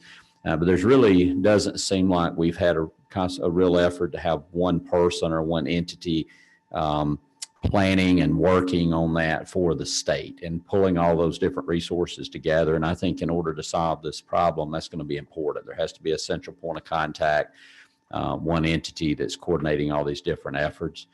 Not that GDOT's going to solve the problem, but someone has to be the one out front coordinating the effort. So thank you, and thanks to GDOT and Commissioner and others for taking on that leadership role in this. And I know Chairman Beach has some follow-up. Yeah, thank you for your presentation. And I wanted to ask a quick question. I know the main focus for us is Georgia, but I saw on, I think, page 2, it was called the Eastern Transportation Coalition. I'm not really sure what that is, but if that's a group, a working group, but are we talking to other states in the Southeast about freight corridors? And coming from USDOT, are y'all looking at it from a regional perspective?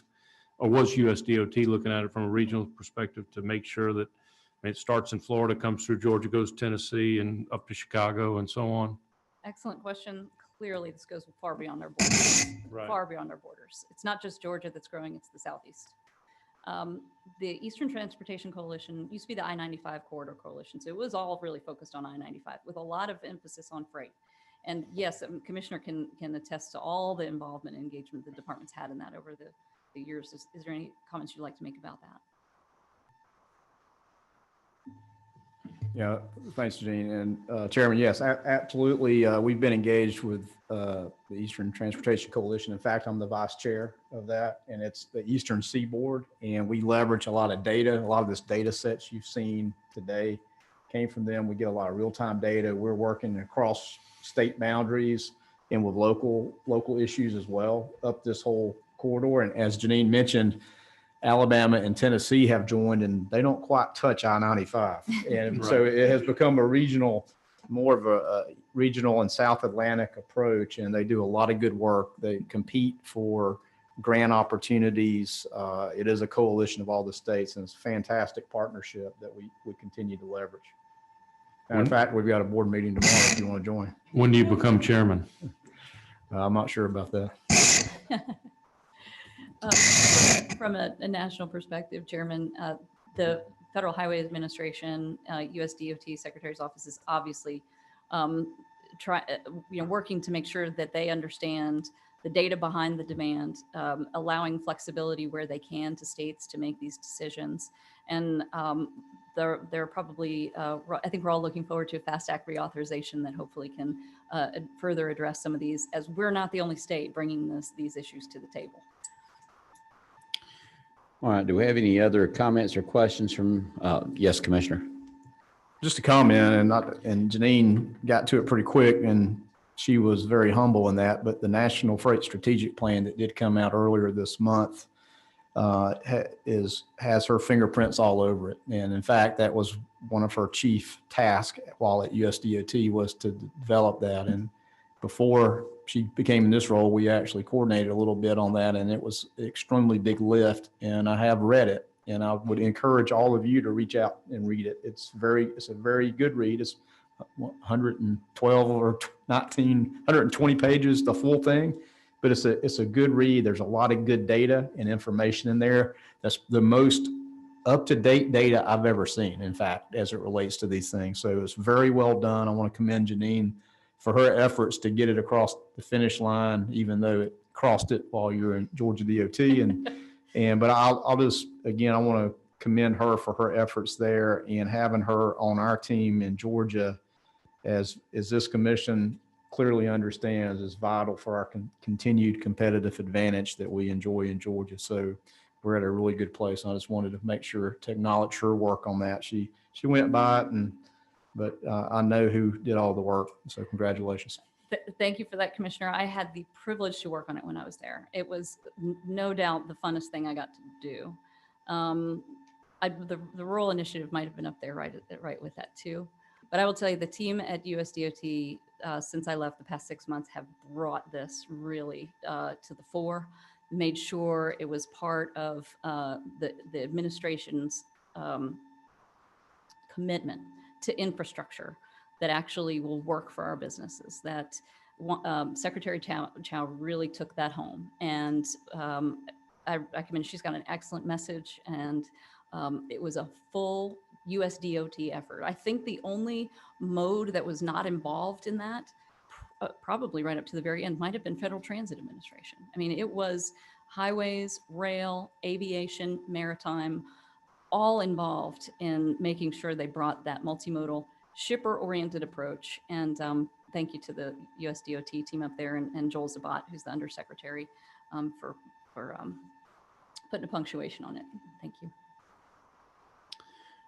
All right. I don't think we have any other questions. Thank you very much. Thank you. All right. Next, I think we have one of our own commission members. It's going to transition down to the podium, Rebecca Brewster with the American Transportation Research Institute. So we'll give her just a moment to get set up.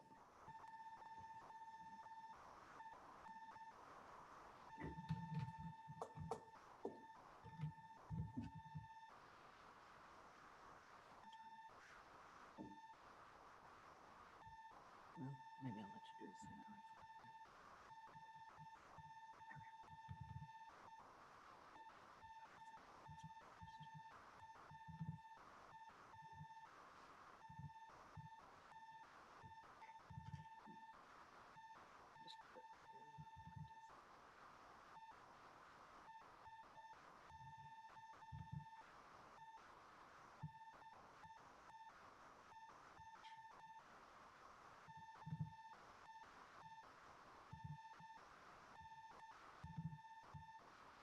Mr. Chairman, while she's setting up, I know Senator Jones, you're getting ready to leave, but real quick, I wanted to ask you, because you are in the truck, I guess it's a travel center, truck stop business. Can you just tell us a little bit about what you're seeing there in just 2 minutes before you leave? Yeah. Wholesale and retail, fuel and business as well. And you know, it obviously, Janine hit on some good points and did a good job talking about, 90% of the truck parking is being handled by private industries. And it's a combination of your TAs and loves and pilots and independents like ourselves as well. We have our own challenges with those offerings as well. You would like to take all comers and try to accommodate as many truckers as you can, but you also have to be conscious about not having your spaces taken up by non-trading vendors or independent drivers and things of that nature. And quite frankly, it's a problem that we're going to continue to have. I heard one of the speakers earlier here talking about, your local municipalities and cities.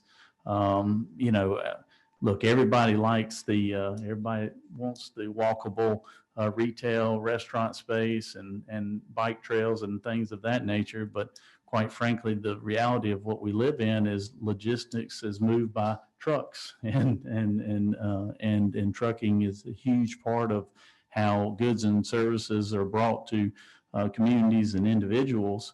And a lot of times when you're trying to permit at the local level, whether it be just strictly truck parking or a facility like the one we have that are in the business of both retail and wholesale fueling outlets, truck stops, for lack of a better term, a lot of communities are become in opposition of those facilities. And what's so funny about a lot of those things is those facilities usually will provide a larger amount of income as far as sales tax and fuels tax and income revenue dollars to the local communities than some of these huge box centers that whether they might be your big service centers or logistic hubs or things of that nature, who usually come into a community looking for tax abatements in the form of property taxes and will produce zero sales taxes for a local community. However, they seem a little sexier for the local elected officials, and so therefore they seem to bend over backwards for entities that not necessarily will generate one dime for the community as far as tax revenue is concerned. However, they make it a little harder on people who are actually in the trucking or logistics business that is going to add significant sales tax dollars to the community. So you have that issue to deal with, and like I said, you want to try to find parking places on all these major corridors that we have, 75, 20, 85, 285, and 95, just to name a few. As your ports continues to grow, as your state continues to grow, as the Southeast continues to grow, that traffic is going to get heavier and heavier. And, I don't know if there's anything necessarily as benefits or incentives that we can do as a state.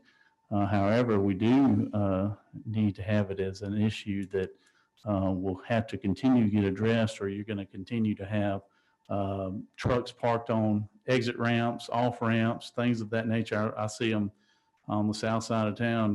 When I'm taking my kids to school every morning, there's a line of trucks on various ramps up and down the 75 corridor, and no fault to the drivers.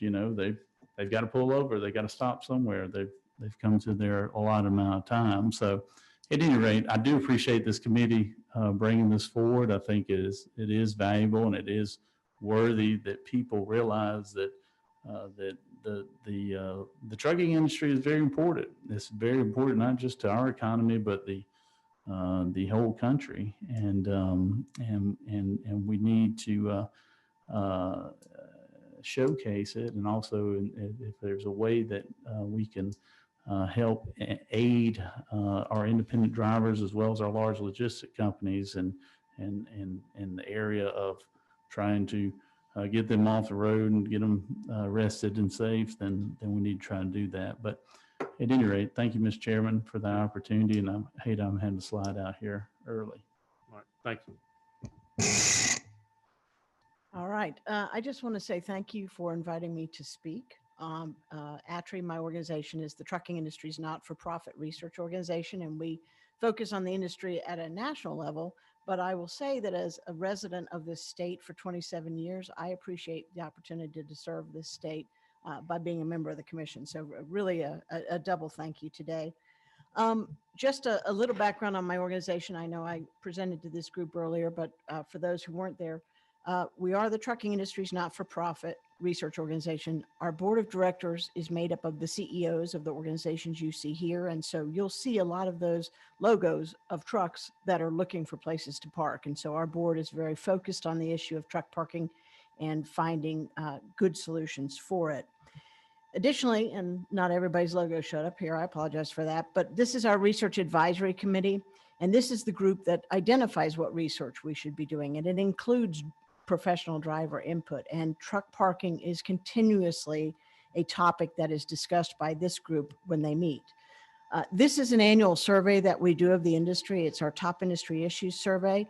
These are the results from last year, where you can see that truck parking was the number 5 issue overall.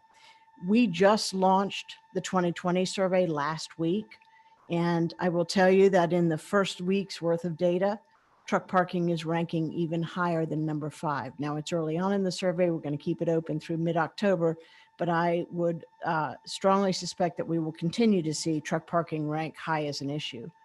Those are the overall results. This is what it looks like when you break out the responses from professional truck drivers versus fleet operators. And so on the truck driver side, you can see that truck parking is their number 3 issue after driver compensation and the hours of service rules. And why? Because drivers experience the lack of truck parking every single day. And so again, it is an issue that is very much on the minds of our board of directors, on our research advisory committee members, and of the industry at large. COVID-19 certainly presented a unique opportunity for everyone in the business world, but certainly for the trucking industry in changing the way we operate and impacting the way we operate, including the truck parking issue. And so at the beginning of the pandemic, my staff came to me and said, we should do a survey of the industry to find out how this is really impacting trucking. And I said, are you kidding? People are just trying to figure out how to operate. They aren't going to have time to do a survey. Well, I was overruled, and thankfully I was, because in just over 2 weeks, we had over 5,000 responses to the survey, which is a tremendous response rate for us. 77% of the respondents to that survey were professional truck drivers. So they really wanted the opportunity to weigh in on some of the issues. Some of the interesting changes, we've talked a lot about the impact of e-commerce, and particularly during the pandemic, how that has changed. And so if you look at the average length of haul, what these respondents said, less than 10% of their routes were less than 100 miles per trip before the pandemic. That more than doubled after the pandemic, as everyone was sort of shifting their operations to run from distribution centers to grocery stores, and distribution centers to pharmacies, and making deliveries to hospitals. So a real shift in terms of how the industry was operating. You are familiar with this list. I know the commissioner is. This is our annual list of the top truck bottlenecks in the country. We use a data set of over 1 million trucks worth of GPS data that comes into ATRI in real time. We figure out where trucks are operating more slowly due to congestion and how many trucks are impacted. We look at 300 locations around the US. The top 100 that are most impacted on those 2 metrics, speed and volume, become our top 100 list. And Atlanta is in that list. We put this list out using 2019 data. We put this list out at the first part of the year. You see Spaghetti Junction is the number 2 location. It was replaced by the George Washington Bridge in New York City, connecting New York and New Jersey. Atlanta has actually 3 in the top 10 list of the worst truck bottlenecks, but that was pre-COVID. Suddenly everybody stays at home. There are shelter-in-place orders. And so we used our truck GPS data. We looked at the 3rd week in March in 2020, in 2019, and 2018. And on the left, you see at Spaghetti Junction how significant a difference we were experiencing in terms of congestion when everybody but the trucks stayed at home. So in the afternoon rush hour at Spaghetti Junction, in our truck GPS data, average truck speeds are about 14, 15 miles per hour. And if trucks are going that slowly, obviously cars are going that slowly as well. The green line is 2020, and you can see that trucks were averaging 53 miles per hour at the afternoon peak. Just a little glimpse into how much more efficiently the supply chain can operate if we can convince car drivers to do something other than use the surface transportation system and leave those roadways for trucks. For another day, I know. So, yes, exactly. So in the survey, we ask respondents, is truck parking, what's the truck parking situation like during the pandemic? And you can see that 44% of the respondents said truck parking has become somewhat harder or much harder to find during the pandemic.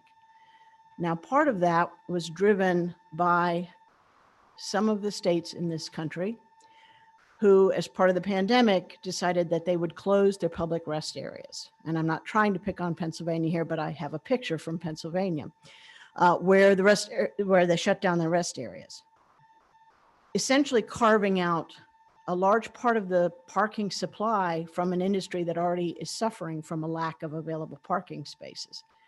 Now, we know that we are dealing with a virus for which a proven strategy is personal hygiene.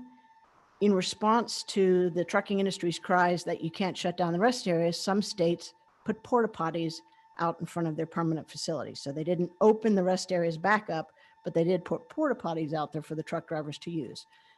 It's a little improvement, but it's certainly no solution when you want people to wash their hands and stay clean.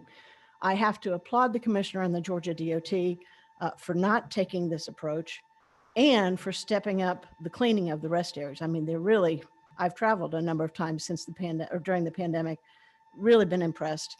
And I follow the Georgia DOT on social media, and I've been so pleased that at the height of things, tweets were coming out, our rest areas are open, they're clean, trucking industry, come on in. So really applaud you for that, because this is a situation that really puts drivers in a tough position. The other thing that happened to truck drivers during the pandemic is states shut down in-restaurant dining. And when you do that, you limit availability of food for drivers, because while you and I can pull up to a drive-through restaurant and get fast food, it's a little challenging for a truck driver to do so. Now, again, the public recognized we need to take care of the truck drivers because they're taking care of us right now. And so a number of examples from all over the country of people who took meals out to waste stations and rest areas and passed them out to truck drivers, recognizing that they were keeping us going during the worst of times. I probably would be remiss if I didn't mention, for those of you who don't know, we are actually in National Truck Driver Appreciation Week this week. So if you are on social media and want to hashtag thank a trucker, I know the trucking industry would appreciate that.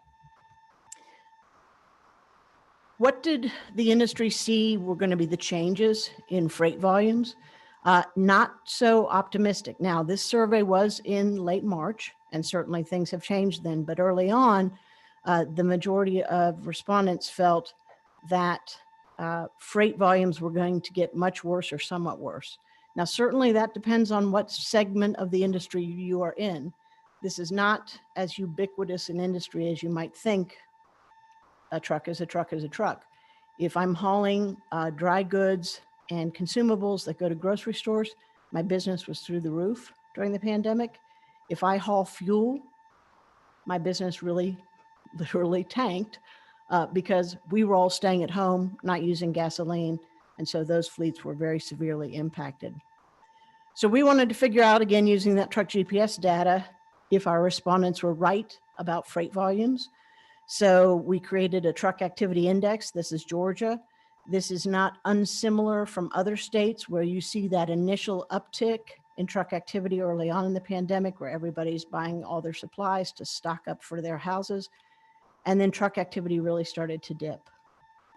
As we all stayed home, businesses shuttered, and there was not as much need for truck activity in the state. But then you see it starting to climb back up. Certainly, Georgia was protected in a way because its economic base is much more diverse. This is what it looked like in Michigan, a state that has a heavy manufacturing and certainly automotive manufacturing base, where truck activity just tanked during the pandemic, but again, starting to climb back. So we are going to have a continued need for truck parking. This, I think, is one of the biggest takeaways for the trucking industry, and the experience we had with states closing their rest areas during the pandemic is one of the lessons learned. Look at the number of fleets on the small side who had no disaster response plan in place before the pandemic. Trucking fleets of 15 or fewer trucks, the majority of them had no idea for how to do business continuity or operate under the pandemic. Now, I don't think any of us expected the severity of the impacts of this pandemic, But when you think about 90+% of the trucking fleets in this country are 20 or fewer trucks, that's a lot of businesses who were not prepared for this situation. So we have to capitalize on this. Things like learning to work with our public sector agencies ahead of time to make sure they don't close the rest areas to drivers, because truck drivers have to have those places to park. That's it for me. I'm happy to answer any questions if there are.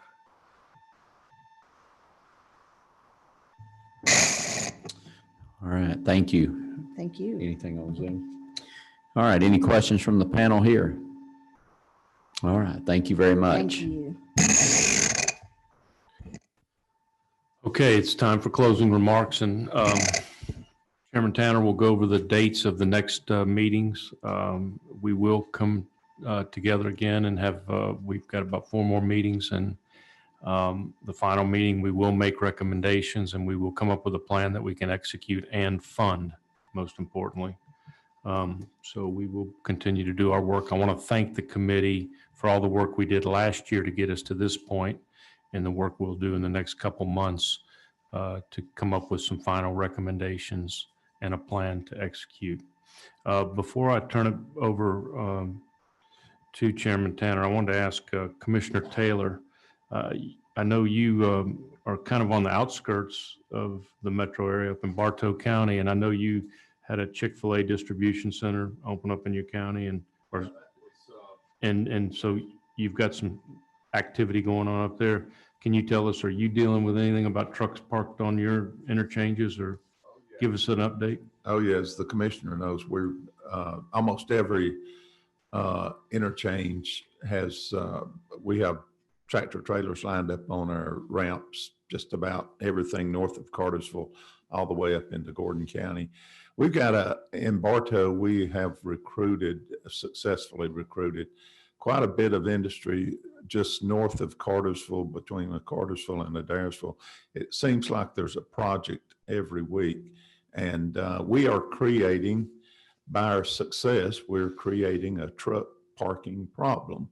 I guess we want to see economic development, but at the same time, we realize that we have got to do something about the truck parking. And there's a couple of potential zonings coming up in the future, a couple of months, that I know 2 of them are dealing with truck parking lots. And I think it's going to be favorable if we can get things worked out with the communities that's close by, and particularly one of them that'll be a very large truck parking lot. So we daily deal with trucking and truck parking that comes through the community, but we realize that it is part of our economic growth. We don't particularly, truck parking lots aren't something sexy, as Senator Jones was talking, but it is a necessary thing that we know that we have to do if we keep attracting industry, not only to Bartow, but all of North Georgia, that we've got to deal with this problem. And I think pretty soon also. Well, thank you. And you're right. We are so fortunate to be the #1 state to do business, 7 years in a row. And we're a victim of our own success, but I want to keep that success going, and I want to keep that port growing at double digits. And we'll come up with a plan to execute, like I said. Representative, did you have a question? Did you want to make a comment? No. Anybody else want to make a comment on Zoom? Any comments? Any other committee members want to make comments before I turn it over to Chairman Tanner? Okay, thank you. I'll just say that Felicia Moore is with us on Zoom, and she wanted me to let everyone know that it's great seeing everyone, great information, and also encouraged us not to forget community input. That trucks, traffic, and parking are important issues for all of our constituents. So let's remember that. And before we close, I just want to ask, I don't know that we have anyone here, but we always are open to public comment in these meetings. Is there anyone here that came to make a public comment? All right, seeing none, let me mention a couple of things. First, Chairman Beach and I established a subcommittee of this broader commission that's going to be meeting and working. That subcommittee's tasked with looking at federal, state, and potential private funding sources and bringing back some recommendations, kind of an outside-the-box thinking group. It's made up of Brad Skinner, who's going to be chairing that subcommittee, Griff Lynch, the executive director of the port, Russell McMurray, the commissioner of the Department of Transportation, and Mark Markham, the director of the Center of Innovation for Logistics. So I know they've already been working, and we're looking forward and excited about some of the recommendations that will come from that subcommittee later this year. So thank you for the work that subcommittee is going to be doing. Chairman Beach mentioned we've got the proposed dates to finish out the year. I'm going to go ahead and announce those now. We'll have Chelsea send these out. Agendas for these meetings will be forthcoming as we get a little bit closer. All of the meetings, unless announced otherwise, we plan to have here in the CLOB and at the Capitol. It's easier for us. It's easier for our staff, given the fact that many of our members are joining by Zoom. The next meeting would be October 14th, and the primary focus of that meeting would be workforce development around the trucking industry and logistics industry. So we're October 14th. The next meeting would be October 27th. The focus of that meeting will be rail infrastructure and the need for rail infrastructure investment. The meeting after that would be November 10th.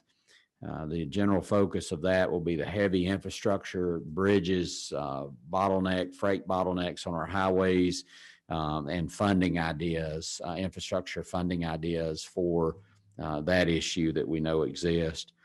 And then our final meeting would be December 2nd, and that would be a recap and recommendations. Like Chairman Beach said, it's the plan of this commission is to come up with recommendations for each of the problems we identified last year, and we're going to be working hard to do that. So any of the commission members who have ideas and thoughts, things that you feel like you need to see on these agendas, people you need to hear from, let Chairman Beach or myself know. We'll be glad to try to incorporate those things in. And thank you all for being here today. And if no one else has anything, I think we will stand adjourned. So thank you very much.